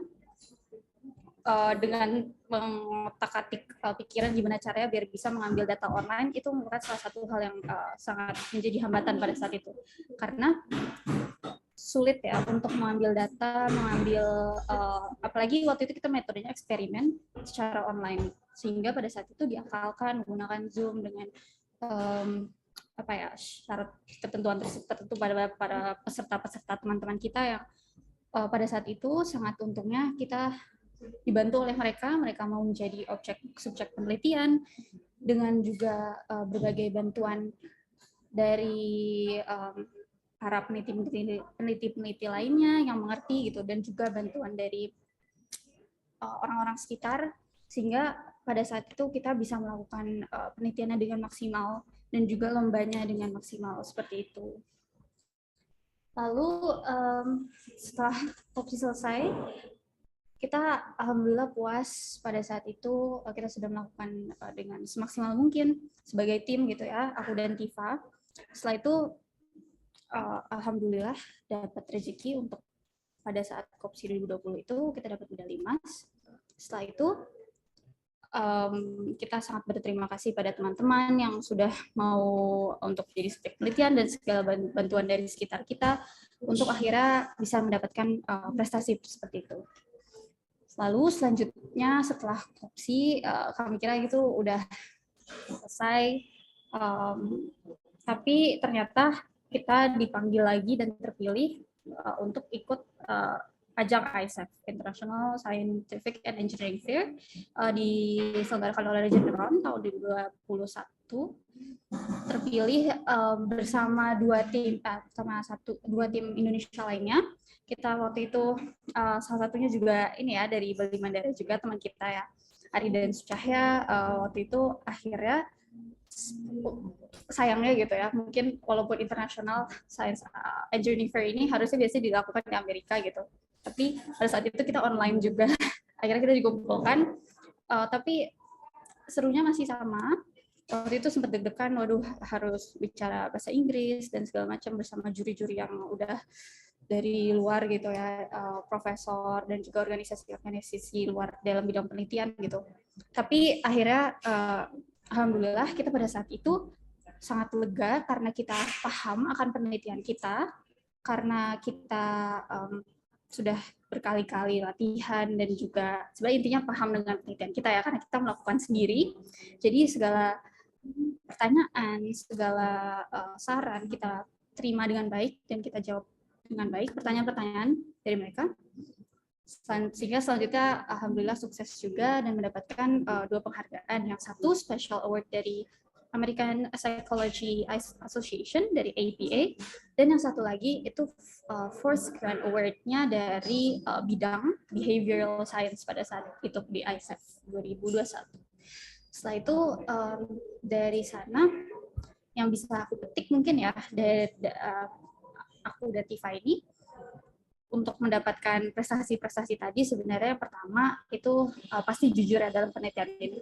Kita melakukan dengan sendirinya, kita mulai dari ide hingga hingga tahap akhir itu kita lakukan dengan baik oleh ide sendiri. Lalu selanjutnya dua itu mungkin inisiatif sebagai peneliti, kita harus bisa tadi kita mengambil ide dari masalah, selanjutnya kita berinisiatif untuk kayak minta bantuan yang kita bisa dapatkan. Lalu selanjutnya kita bisa belajar dari kesalahan sebelumnya tadi ya, karena kita gagal dulu sebelumnya tahun 2019, lalu kita bisa kemudian tahun 2020 belajar dari kesalahan itu, kita perbaiki semuanya sehingga bisa kemudian di tahun itu kita sukses gitu. Selanjutnya juga bekerja sama yang baik untungnya antar tim. Aku dan Tifa ini bersinergi dengan sangat baik selama penelitian ini, sehingga berjalan dengan baik gitu selama proses, tidak ada suatu konflik yang berarti. Selanjutnya mungkin itu sih ya dari semuanya kita petik, dan tadi sih terakhir itu kita harus ngambil kesempatan gitu, walaupun jangan terlalu banyak berpikir yang negatif terlebih dahulu sebelum memulai. Yang penting kita ambil kesempatannya dan jalankan semaksimal mungkin. Mungkin ya itu dari saya. Terima kasih Kak. Oke, iya, Naila. Oke, iya, sharingnya luar biasa ya. Berarti apa namanya? Di sini ada Bunda Jembaran ingin bertanya, Bun. Bunda? Ya, bagi teman-teman yang ingin bertanya bisa kolom chat atau langsung juga berbicara ya. Seperti itu. Masih termute ya, Bunda? Maaf. Sebentar, saya coba mute.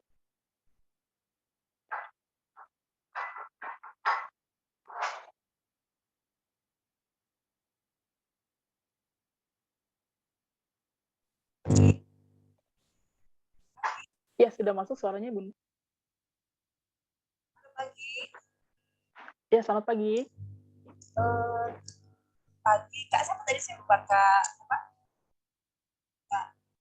Kakak siapa lupa Kak saya Naila. namanya? Bukan. Kak Naila ya yang cerita. Kakak sama moderator Kak siapa? Oh, Kak Desti ya, Kak Desti. Des, ya, saya Ya, sudah Bunda. tahu profilnya, saya lihat IG juga. Kak, izinkan saya berkomunikasi dengan Pak Wayan, boleh ya? Oh ya, boleh. Pagi Pak Wayan Madiang. Oh, sebentar. Mohon maaf, Bunda. Ya. Oh, ke Bapak Wayan ya? Betul. Oh, sebentar ya, Bunda. Setelah sesi dari Kak Naila mungkin ya. Oke. Kita lanjutkan. Oke. Iya. Terima kasih, Kak. Iya, mohon maaf sebelumnya, Bunda. Oke. Iya. Oke, nanti kita hubungi lagi dengan kita komunikasi dengan Pak Wayan. Untuk yang bersama Kak Naila nih, saya tadi juga dapat input ya. Jadi Kak Naila ini mencari ide berdasarkan masalah gitu, seperti itu. Nah, di sini ada beberapa saya rangkum pertanyaan dari teman-teman semua. Mohon maaf ya apabila namanya tidak tersebutkan. Nah, pertama gimana sih untuk kadang tuh ide kita terlalu overthinking untuk memulai suatu penelitian ya. Dalam mencari ide, kita bingung masalah ini tuh benar-benar masalah atau bukan dan sebagainya. Dan juga takut, mungkin ada ketakutan juga hilang fokus, misalkan kelas 12 SMA atau kelas 11, ada rasa ketakutan nilai turun, hilang fokus dengan sekolahnya itu sendiri itu dalam melakukan lomba-lomba penelitian ini. Nah, dari Kak Naila itu sendiri bagaimana sih cara membagi waktunya kah, atau bagaimana menggali ide gitu, ide yang benar-benar on point ya, yang nggak usah kemana-mana tapi idenya itu bisa dikatakan cemerlang gitu, idenya yang solve suatu problem kayak gitu. Dan tips and tricksnya juga bagaimana sih cara bisa proposal itu diterima di suatu lomba ya, mendapatkan juara juga. Seperti itu Kak Naila, mungkin bisa dijawab mungkin ya? Oke, baik. Mungkin pertama untuk yang nomor 1 itu soal membagi waktu ya. Iya. Kebetulan pada saat itu juga aku waktu lomba itu waktu kebetulan masih kelas 12 ya. Pada saat itu ada banyak hal kegiatan-kegiatan akademis yang harus aku dan temanku lakukan. Jadi pada saat itu mungkin tips untuk membagi waktu tentunya gimana ya, harus yang pertama sih harus punya cara-cara masing-masing gitu. Cuman mungkin kalau aku tetap menjadwalkan secara tertulis gitu ya, baik sekarang apalagi sudah banyak kayak software pembagi waktu gitu ya, penjadwal supaya tidak lupa, dan juga kadang bisa merencanakan misalnya seminggu ke depan harus ngapain, tiap hari apa yang harus dilakukan gitu, sehingga tertata dengan baik dan juga tidak ada yang secara tiba-tiba merusak jadwal dan bisa menghambat yang jadwal-jadwal lainnya seperti itu. Lalu kalau misalnya untuk mencari ide ya, dan untuk ide. mencari ide, Ya, mencari ide yang memang Cari ide oke, bagi saya sebenarnya yang paling mudah untuk mencari ide tetap dari sekitar sih. Jadi mengamati lingkungan sekitar, ada masalah apa, seperti waktu pada saat itu aku cuma mengamati teman-temanku sekolah. Tapi untuk cara lainnya sebenarnya banyak sekali, seperti sebenarnya bisa dengan membaca-baca jurnal yang sudah ada, penelitian yang sedang marak dilakukan, lalu mencocokkannya dengan kemampuan kita sendiri gitu. Apakah ada hal yang baru yang bisa dikembangkan dari penelitian-penelitian sebelumnya? Apakah terkadang bahkan penelitian-penelitian sebelumnya di paper-paper jurnal itu mereka memberikan suatu saran baru apa yang harus dilakukan pada penelitian selanjutnya terhadap penelitian mereka, sehingga kita dari situ bisa mendapatkan ide dan mencocokkan dengan lingkungan sekitar kita gitu. Kita ada di mana, berapa jumlah waktu yang kita punya selama melakukan penelitian itu, lalu kemudian kita bisa garap dari ide itu, dan juga mungkin sebenarnya bisa juga tanya-tanya sekitar peneliti-peneliti lainnya, apa sih yang kira-kira ide penelitian baru yang menarik dan juga bisa dilakukan gitu sesuai kemampuan masing-masing. Oke.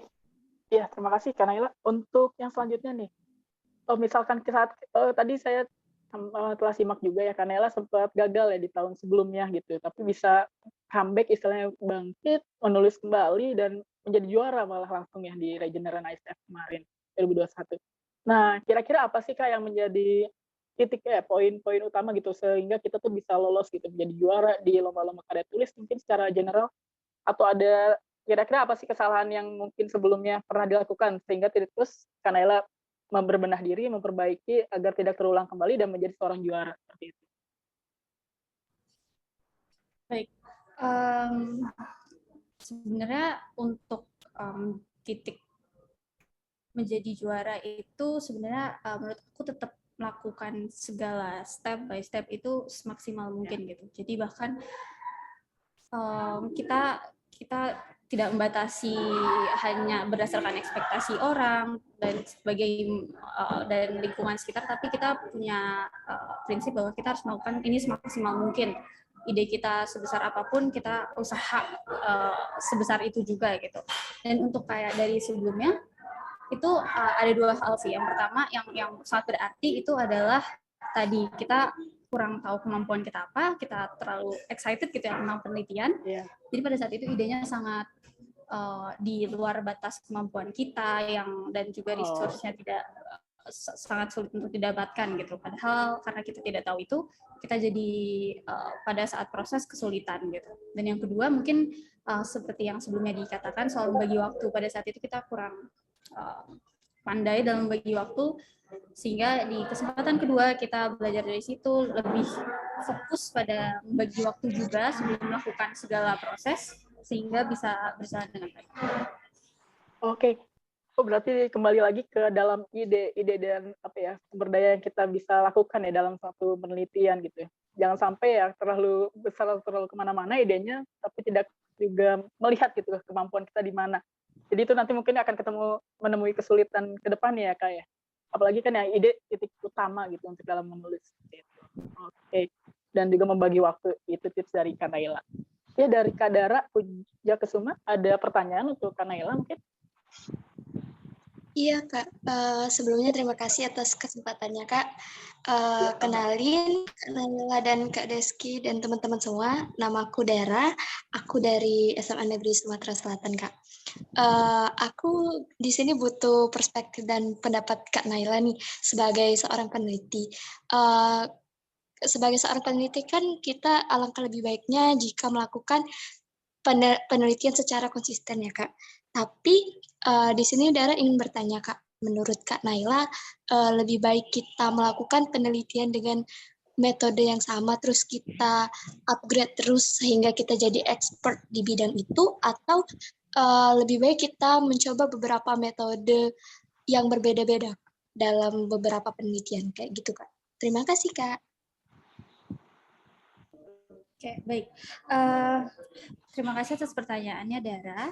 Menurut aku kalau misalnya soal metode penelitian atau mungkin ide penelitian, itu menurut aku tidak ada salahnya untuk melakukan keduanya sama sekali sih. Jadi entah ingin mengupgrade tadi dari penelitian sebelumnya, karena kita sudah paham sekali nih penelitian sebelumnya kita ada masalah apa sih, terus kita jadi kayak wah greget banget nih mau dibenahkan, di-upgrade gitu ke di penelitian selanjutnya. Dan ketika hal itu dapat dilakukan dengan semaksimal mungkin, justru bahkan kita karena sudah paham dengan penelitian sebelumnya ya, karena bukan penelitian orang lain, itu akan sangat bagus juga.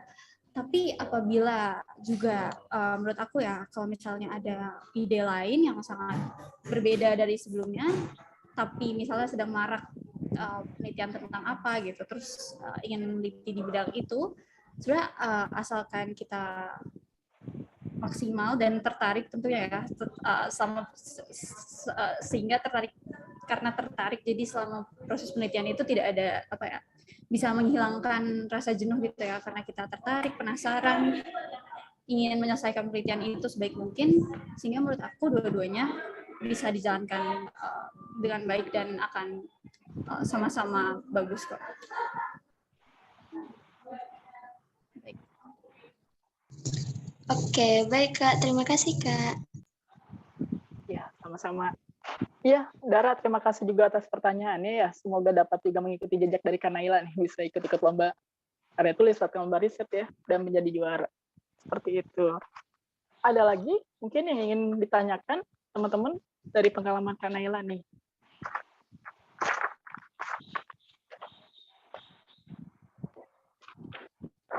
Oke, dari saya juga deh. Kak Naila gimana sih mengatasi grogi gitu? Nggak ada grogi nggak sih kira-kira ya saat presentasi mungkin bisa tolong ceritakan gitu, atau hal-hal menarik sih atau hal-hal unik gitu yang ditemukan saat melakukan penelitian gitu.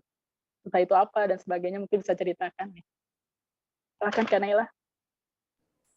Kalau dalam proses penelitian, mungkin alhamdulillah sih belum ada kayak hal-hal yang membuat grogi atau takut gitu ya, sehingga kita karena tadi mungkin sebenarnya sudah direncanakan dengan baik, udah buat plan B juga kalau seandainya ada suatu hal terjadi. Mungkin yang grogi itu ketika kita lomba gitu ya, misalnya ada sesi wawancara segala macam. Tapi ketika mungkin itu normal, mungkin buat aku grogi gitu ya, apalagi akan tanya jawab dengan para expert gitu ya dalam penelitian.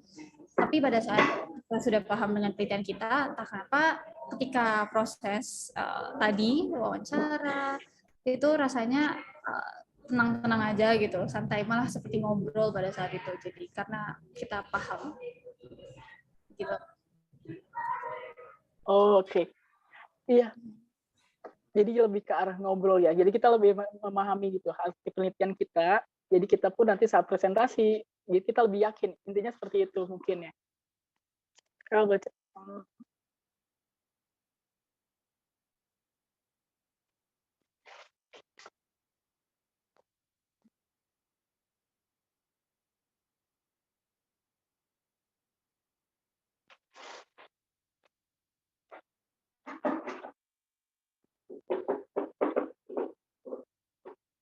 Ya, ada pertanyaan lagi, Kak Naila mungkin bisa menjawab ya.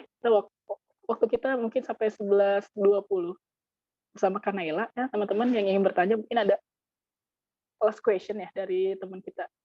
Sementara tadi dari siapa? Dari Nugraha Bagus ya. Halo, saya ingin bertanya. Nah, Kak Naila mungkin bisa menjawab ya. Ini cara atau tips cara membuat abstrak dengan baik dan benar. Seperti itu, Kak Naila mungkin bisa sharing saat membuat abstrak saat kemarin penelitian ya. Yang baik. Oke. Baik. Terima kasih Kak. Terima kasih yang memberi pertanyaan juga untuk bagian abstrak ya. Oke, bagian abstrak ini memang krusial karena ketika membaca sebuah laporan penelitian akan dibaca pertama kali gitu ya abstrak. Ketika ingin mengetahui secara keseluruhan penelitiannya akan seperti apa sih laporan ini, maka akan membaca abstrak. Nah, abstrak ini menurut aku yang paling penting adalah bisa merepresentasikan seluruh laporan penelitian gitu. Bisa merepresentasikan dari awal pendahuluan hingga kesimpulannya, sehingga pembaca kemudian tapi tadi ya abstrak itu makanya dibuat pendek sedikit karena supaya membuat pembaca juga penasaran, sehingga laporan penelitian kalian akan dibaca secara keseluruhan dan sebenarnya kuncinya adalah mungkin pahami lagi penelitian kalian, dan yang kedua mungkin teknik parafrase aja sih ya, dari di abstrak itu harus mungkin meminta para peneliti lain atau guru pembina atau teman-teman untuk membaca lagi atau memberikan saran juga kepada abstrak kalian, karena di situ kita harus memposisikan diri sebagai pembaca gitu supaya kemudian bisa menulis dengan baik. Oke, bagaimana Kak Nugraha? Terjawab? Iya, jadi abstrak itu bisa dikatakan ya wajah dari penelitian kita ya, untuk menjadi apa ya, agar penelitian kita tuh dapat terbaca utuh ya, kita mungkin bisa maksimalkan di abstraknya juga gitu. Nah, dari prefasenya, dari bagaimana kita membuat penasaran juga, dan juga straight to the point kita ya, riset kita tuh apa sih, seperti itu ya. Baik, ada yang ingin bertanya lagi mungkin cukup ya untuk sesi yang kedua ini. Semoga juga teman-teman semua di sini terinspirasi juga dari cerita Kak Naila dan juga program-program riset juga yang telah disampaikan oleh Pak Wayan gitu ya. Insya Allah dapat menjadi inspirasi dan juga menjadi jejak teman-teman semua yang ingin memulai ikut lomba riset sampai dengan juara juga nanti ke depannya. Insya Allah, amin. Ya, baik. Mungkin sesi kita sudah selesai dengan Pak Wayan juga dengan Kak Naila. Mungkin apabila ada yang masih ingin bertanya, mungkin kita bisa maksimalkan ya, sekitar 10-15 menit lagi talk show ini. Itu yang tadi masih mungkin ada yang penasaran juga dengan Bapak Wayan, yang Bunda Jimbaran, mungkin bisa sampaikan juga saat sekarang ya. Terima kasih Kak Naila sebelumnya, terima kasih banyak atas sharing pengalamannya. Untuk lebih tahu lebih lanjutnya mungkin bisa juga mampir ke sosial medianya juga Kak Naila ya, dan sebagainya. Bisa diikuti juga. Langkah-langkahnya seperti apa sih dan sebagainya. Oke, mungkin karena waktu kita terbatas, kita cukupkan juga untuk hari ini. Seperti itu teman-teman semua. Oke, makasih Kak Naila sebelumnya. Terima kasih juga Pak Wayan. Kita lanjut, mungkin ada sesi Q&A lagi ya. Nah, kita menjawab, kita maksimalkan 10-15 menit lagi. Baik, terima kasih. Ya, silakan Bunda Jimbaran, apabila ada yang ingin ditanyakan kepada Bapak Wayan. Terima kasih Kakak. Iya. Iya, tadi saya sangat terinspirasi sama Pak Wayan ini. Karena kebetulan saya pernah tinggal di Bali 20 tahun. Dan saya tahu betul sejarahnya sekolah Bali Mandara itu dari nol, bagaimana pertama kali dibentuk. Dan saya sangat takjub, ternyata Bali Mandara itu sekarang maju dan prestasinya banyak ya, saya lihat. Saya maka sempat, kok bisa Bali Mandara itu? Ternyata, ini toh orangnya Pak Wayan, suhunya yang bisa membangun Bali Mandara menjadi sekolah yang seperti ini gitu. Nah, yang mau saya tanyakan sama Pak Wayan, ketika membangun riset dunia riset di sekolah itu kan nggak mudah ya Pak ya. Pengalaman saya lihat banyak sekolah itu membangun budaya riset itu kan pasti bekerja sama dengan startup atau lembaga lain ya. Nah, apakah Pak Wayan juga mengambil startup lain atau mentor instruksi dari lembaga lain, atau memang Pak Wayan mengerjakan itu dari awal dari nol sendiri? Itu satu ya pertanyaan saya. Yang kedua, bagaimana Bapak bisa meyakinkan siswa dan sekolah bahwa ini riset ini akan maju, akan berhasil? Karena kita tahu ya, anak-anak motivasi untuk riset itu, terutama anak sekolah SMA ya, kelas 10 itu, kadang-kadang walaupun sudah dimotivasi, itu nggak semuanya punya keinginan untuk membuat penelitian. Tadi saya lihat bagaimana Pak Wayan mendidik mereka, mengajak kemah riset di malam hari, itu luar biasa sekali Pak Wayan. Nah, kalau boleh Bapak kasih ke saya, apa sih Pak kendala yang paling susah buat Pak Wayan ketika Bapak memberikan ide ke sekolah, membangun, tentu kan nggak mudah, sekolah juga nggak langsung memberikan izin ya, tapi itu ada tantangannya kan. Karena banyak juga guru yang belum tentu punya kemauan untuk riset Pak, walaupun sekarang belajar riset itu sudah terbuka.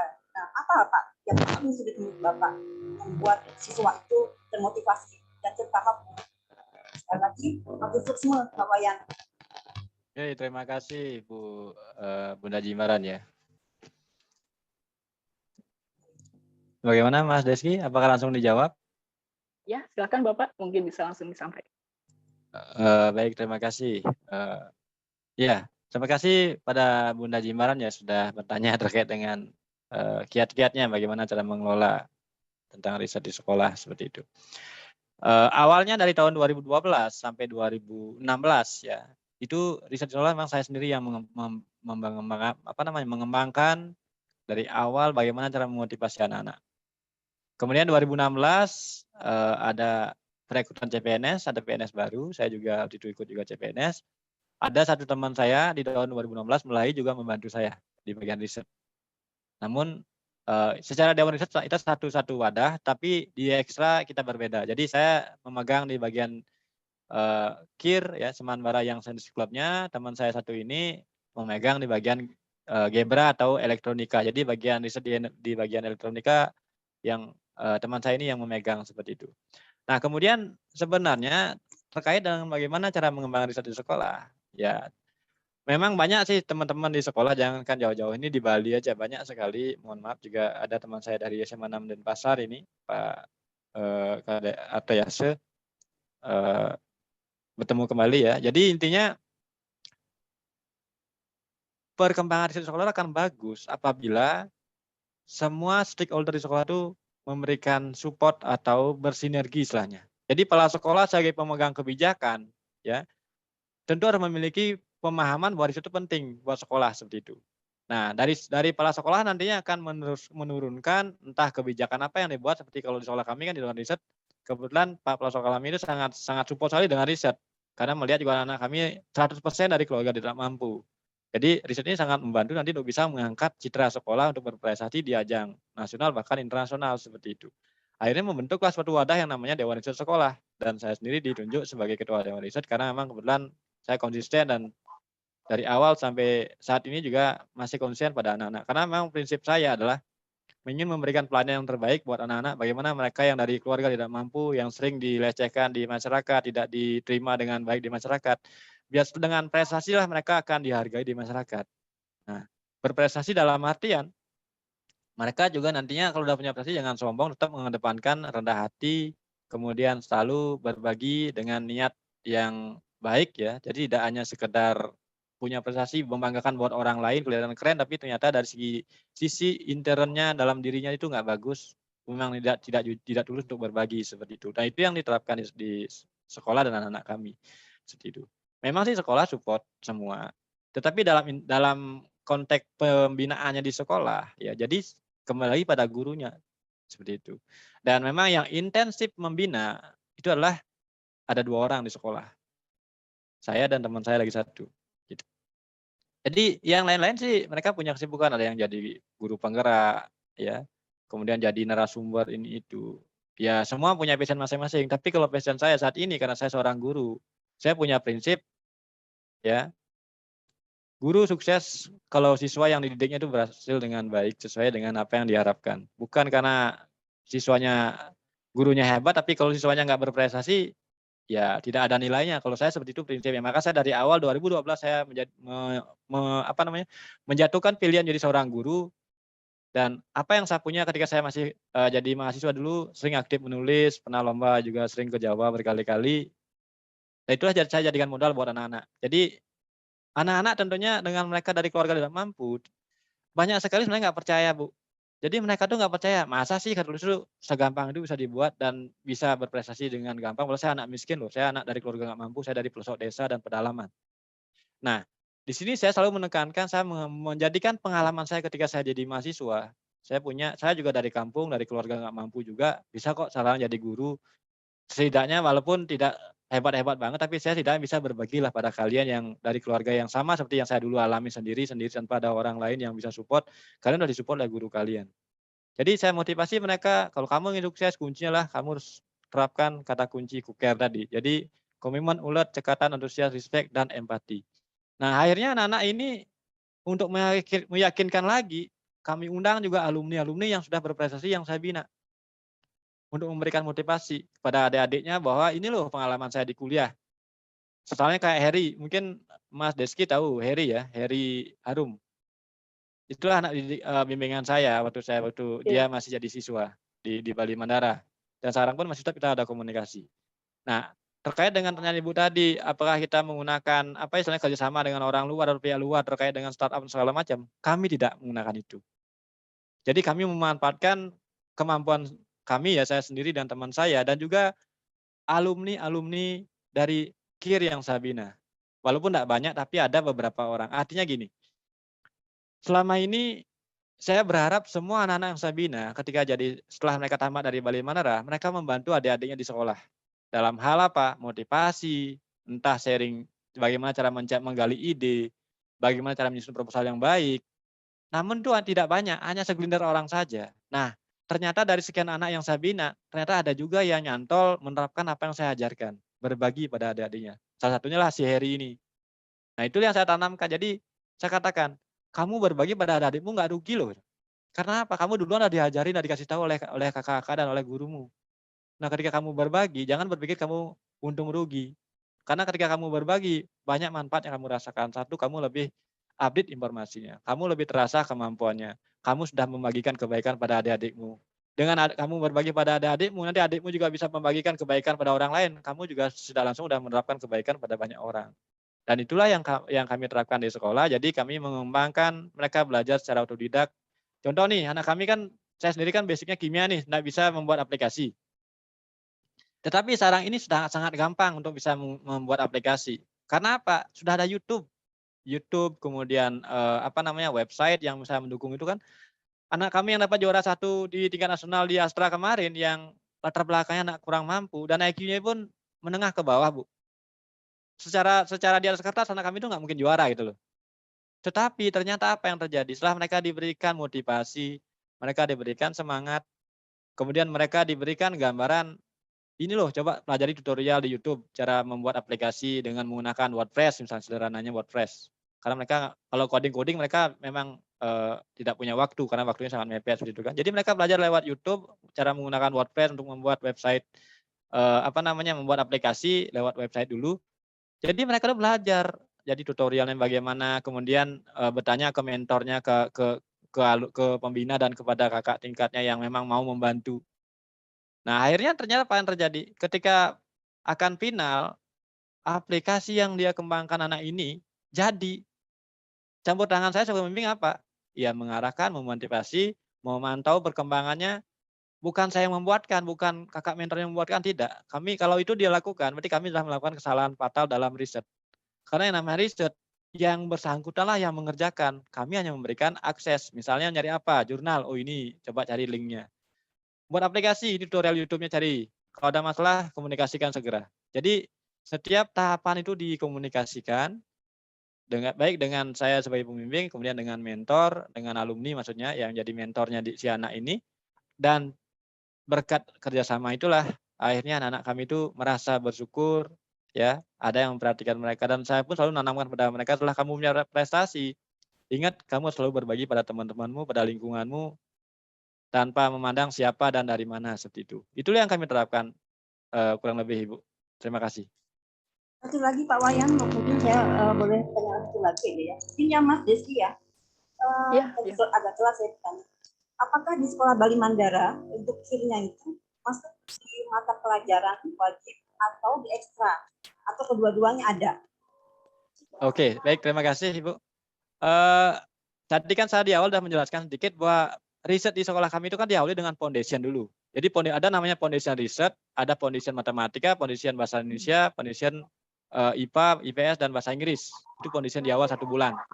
Nah, setelah foundation riset 1 bulan ini, di setiap minggu itu ada pelajaran KIR untuk anak-anak kelas 10 selama 1 semester.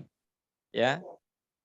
Jadi pelajaran KIR di tiap minggu itu 1 jam, tiap kelas. Misalnya kelas 10 ada di kelas kami ada 5 kelas. Jadi ada 3 IPA, 2 IPS. Jadi masing-masing anak di masing-masing kelas ini tiap minggunya ada pernah sekali 1 jam. Pelajaran riset yang memang saya sendiri yang memberikan. Di dalamnya tentu yang berhubungan dengan riset. Bagaimana cara mencari ide, apa itu riset, jadi ini riset apa saja.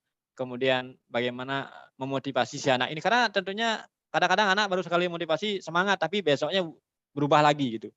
Nah, bagaimana cara menguatkan semangat mereka biar tetap konsisten, ya harus istilahnya guru itu agak cerewet. Cerewetnya adalah selalu mengingatkan. Kalau kamu ingin sukses, kuncinya adalah kerja keras, fokus, bulat, kemudian jangan pernah bosan, jangan pernah puas terhadap apa yang kamu raih. Gitu. Jadi tetap kuncinya adalah bersyukur apapun hasilnya, karena di balik itu pasti ada hikmah yang bisa diambil untuk menjadi penguatan diri dan juga untuk mematangkan diri menjadi generasi pencipta yang nantinya benar-benar berkualitas ketika dihadapkan pada lingkungan yang berbeda di luar dari sekolah akan menjadi generasi yang sangat-sangat berguna dan bisa membantu lingkungannya seperti itu. Itu sih Bunda. Terima kasih. Oke, semua Pak Wayan sekali lagi. Semua. Yes, sama-sama. Keren Pak Bagaimana Wayan. Bunda? Sukses terus Wah. Pak Wayan. Alhamdulillah. Ya, Bu. Terima kasih Kak Deski juga. Iya, terima kasih Bunda telah pertanyaan. Sangat menarik ya Bapak Wayan juga. Terima kasih Bapak. Sangat menarik, mungkin jadi insight juga bagi kita semua, bagi Bunda Jembaran, mungkin nanti bisa diterapkan di sekolahnya dan sebagainya. Mungkin itu ya, bisa terinspirasi dari program-program Pak Wayan. Yang saya tangkap juga di sini Bapak Wayan dalam memulai program riset di sekolahnya tuh tidak hanya berfokus pada penulisan, tapi dengan juga attitude-nya, dengan membuat akronim Cook kayak tadi gitu dan sebagainya. Itu bisa itu bisa memang meningkatkan juga Bapak sendiri, mungkin tujuannya tidak hanya ingin si anak ini jadi seorang juara ya, tapi menanamkan karakter yang baik juga dalam segi si anak ya, agar bisa terus jadi bermanfaat tentunya, bukan hanya sekedar bermanfaat untuk dirinya sendiri, tapi untuk orang banyak. Seperti itu mungkin ya Bapak ya? Iya betul. Karena gini Mas, kalau dalam prinsip saya itu, kalau anak ini, kalau membuat anak itu menjadi anak juara itu gampang Mas. Kalau dalam prinsip saya, karena udah tahu trik-triknya bagaimana gitu kan untuk meraih itu. Tetapi yang lebih penting dari semua itu adalah bagaimana mereka diproses menjadi generasi yang tentunya berkarakter. Itu yang selalu ditanamkan. Itu lewat program yang ada itu. Oh, luar biasa Bapak Wayan. Terima kasih Bapak atas sharingnya di pagi hari ini. Alhamdulillah. Ya, teman-teman bagaimana setelah mungkin cukup ya untuk pada pagi hari ini. Terima kasih pada Bapak Wayan dan teman-teman semua yang telah hadir. Semoga terinspirasi ini teman-teman. Adik-adik, mungkin ada Bapak Ibu juga yang ingin memulai program riset juga di sekolahnya masing-masing, bisa terinspirasi dengan Pak Wayan, dan juga teman-teman adik-adik di sini yang ingin mengikuti lomba riset juga dapat tadi telah mendapat insight juga dari Kak Naila ya, motivasi dan sebagainya. Semoga bermanfaat talkshow pada pagi hari ini. Sebelum saya tutup, mohon maaf, ada sedikit yang harus saya sampaikan ya dari panitia Big Edu Indonesia ya. Mohon izin share screen sebelum saya tutup ya. Bapak dan para mohon ditunggu sebentar.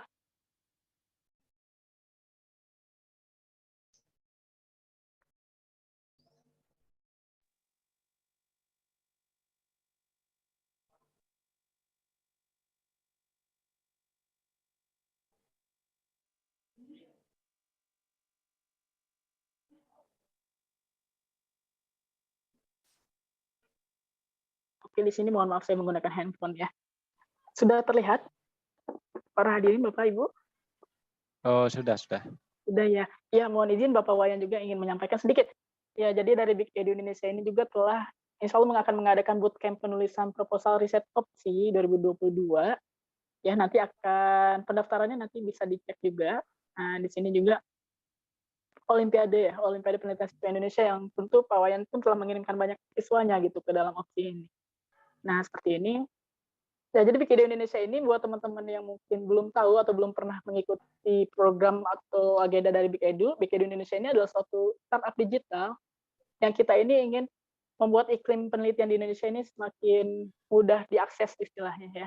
Jadi kita ingin memberikan pembelajaran, mengoneksi juga, menghubungkan orang-orang hebat di dunia riset ke teman-teman semua di Indonesia gitu ya, seperti Pak Wayan ini yang kami hadirkan juga pada pagi hari ini. Ya, kami telah juga bermitra dengan sekolah-sekolah sebelumnya. Di sini ada MTSN 2 Cirebon, Manisan Pedikia Pekalongan juga pada lomba-lomba sebelumnya. Seperti itu. Ya, bootcamp penulisan proposal opsi. Jadi kita mengadakan suatu program bootcamp nanti teman-teman, adik-adik, ibu, bapak. Di sini ada penulisan proposal. Kita ada intensi mentoring selama 3 minggu tentu dengan para expert mentor juga ya selama 3 minggu. Nah, siapa aja yang bisa mengikuti di sini bisa baik juga ya siswa SMA memiliki ide dan sebagainya ya. Nah, fasilitas bootcamp-nya juga kita telah memiliki intensif ya 5 kali pertemuan mentoring selama 3 minggu melalui Zoom. Itu pelatihan bersama mentor alumni pemenang opsi dan Intel iStaff. Ya, yang ketiga juga ada modulnya, ada diskusi via WhatsApp-nya juga, gitu recording Zoom, sertifikat digital, pendampingan juga sampai upload proposal opsinya, dibantu untuk mempersiapkan administrasi opsinya juga itu sendiri. Jadwal bootcamp di sini masih tentatif ya, masih menyesuaikan nanti dengan para pesertanya, tapi ini ada mungkin sedikit kerangkanya ya. Kita akan mulai mungkin dari tanggal 21 Mei 2022 sampai bulan Juni. Seperti itu. Pokoknya kita akan bimbing sampai ke upload opsi. Mentor-mentornya pun di sini ada cukup banyak. Seperti ini ya. Oke, ini untuk kuotanya terbatas 30 tim saja. Segera daftarkan ya. Hanya 175.000 dan juga mendapatkan diskon 20% untuk teman-teman yang hadir pada hari ini. Gitu. Silahkan yang ingin tertarik mengikuti lomba opsi dan membutuhkan pembimbingan, bisa juga dengan startup BK di Indonesia ini. Silahkan nanti link pendaftarannya kami akan sampaikan juga di grup ya, nanti di emailnya para hadirin juga. Seperti itu. Ya, mungkin cukup sekian saja. Yang masih ingin tahu lebih lanjut juga tentang BKD, dapat kontak WhatsApp kami dan juga email kami mungkin. Seperti itu sih Bapak Ibu. Iya, mungkin sekian ya pemaparan dari saya sedikit aja. Jadi teman-teman yang tadi telah mendengarkan, ingin terinspirasi, ingin memulai menulis gitu, ingin memulai lomba, mungkin kami bisa memfasilitasi ya teman-teman di sini untuk bisa mengikuti opsi gitu. Kami juga telah jalan bootcamp untuk LKI Airbrain saat ini telah berjalan dengan sekitar 20 tim gitu ya. Insya Allah opsi pun kita fasilitasi yang ingin ikut lomba opsi, kami juga memfasilitasi bootcamp untuk opsi. Seperti itu. Baik, teman-teman mungkin nanti bisa daftar langsung ke Big Edu Indonesia tadi, mungkin bisa lewat Instagramnya juga bisa, mengontak WhatsApp atau email juga bisa. Silahkan nanti linknya juga akan kami sebarkan juga ke teman-teman semua. Seperti itu. Ya mungkin cukup dari saya.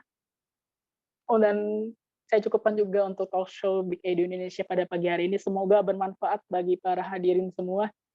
Saya mengucapkan terima kasih banyak juga. Pak Wayan, ada closing statement mungkin? Mungkin cukup Mas. Oh iya, cukup. Ya, terima kasih banyak Bapak Wayan juga telah berkenan ya bersedia hadir untuk sharing ilmunya dan sharing pengalamannya di talk show Big Edu Indonesia ini. Semoga dapat bertemu di lain waktu Bapak Wayan. Saya sangat berterima kasih. Ya, untuk para hadirin juga terima kasih banyak. Adik-adik, Bapak Ibu yang telah hadir juga terima kasih banyak. Semoga kita dapat bertemu di lain waktu ya Bapak Ibu. Mohon maaf apabila ada kesalahan dari saya. Mohon maaf juga apabila ada kekurangan dalam penyelenggaraan talk show ini. Saya mohon maaf seperti itu. Terima kasih banyak. Mungkin ada foto bersama ya, sesi foto bersama. Dapat on cam dulu semua. Bapak Ibu mohon izin, adik-adik kita on cam, kita foto bersama dulu. Ya nanti kita posting di sosial media kita. Oke. Nah, dari panitia mungkin siap-siap ya. Ya, 1, 2, 3.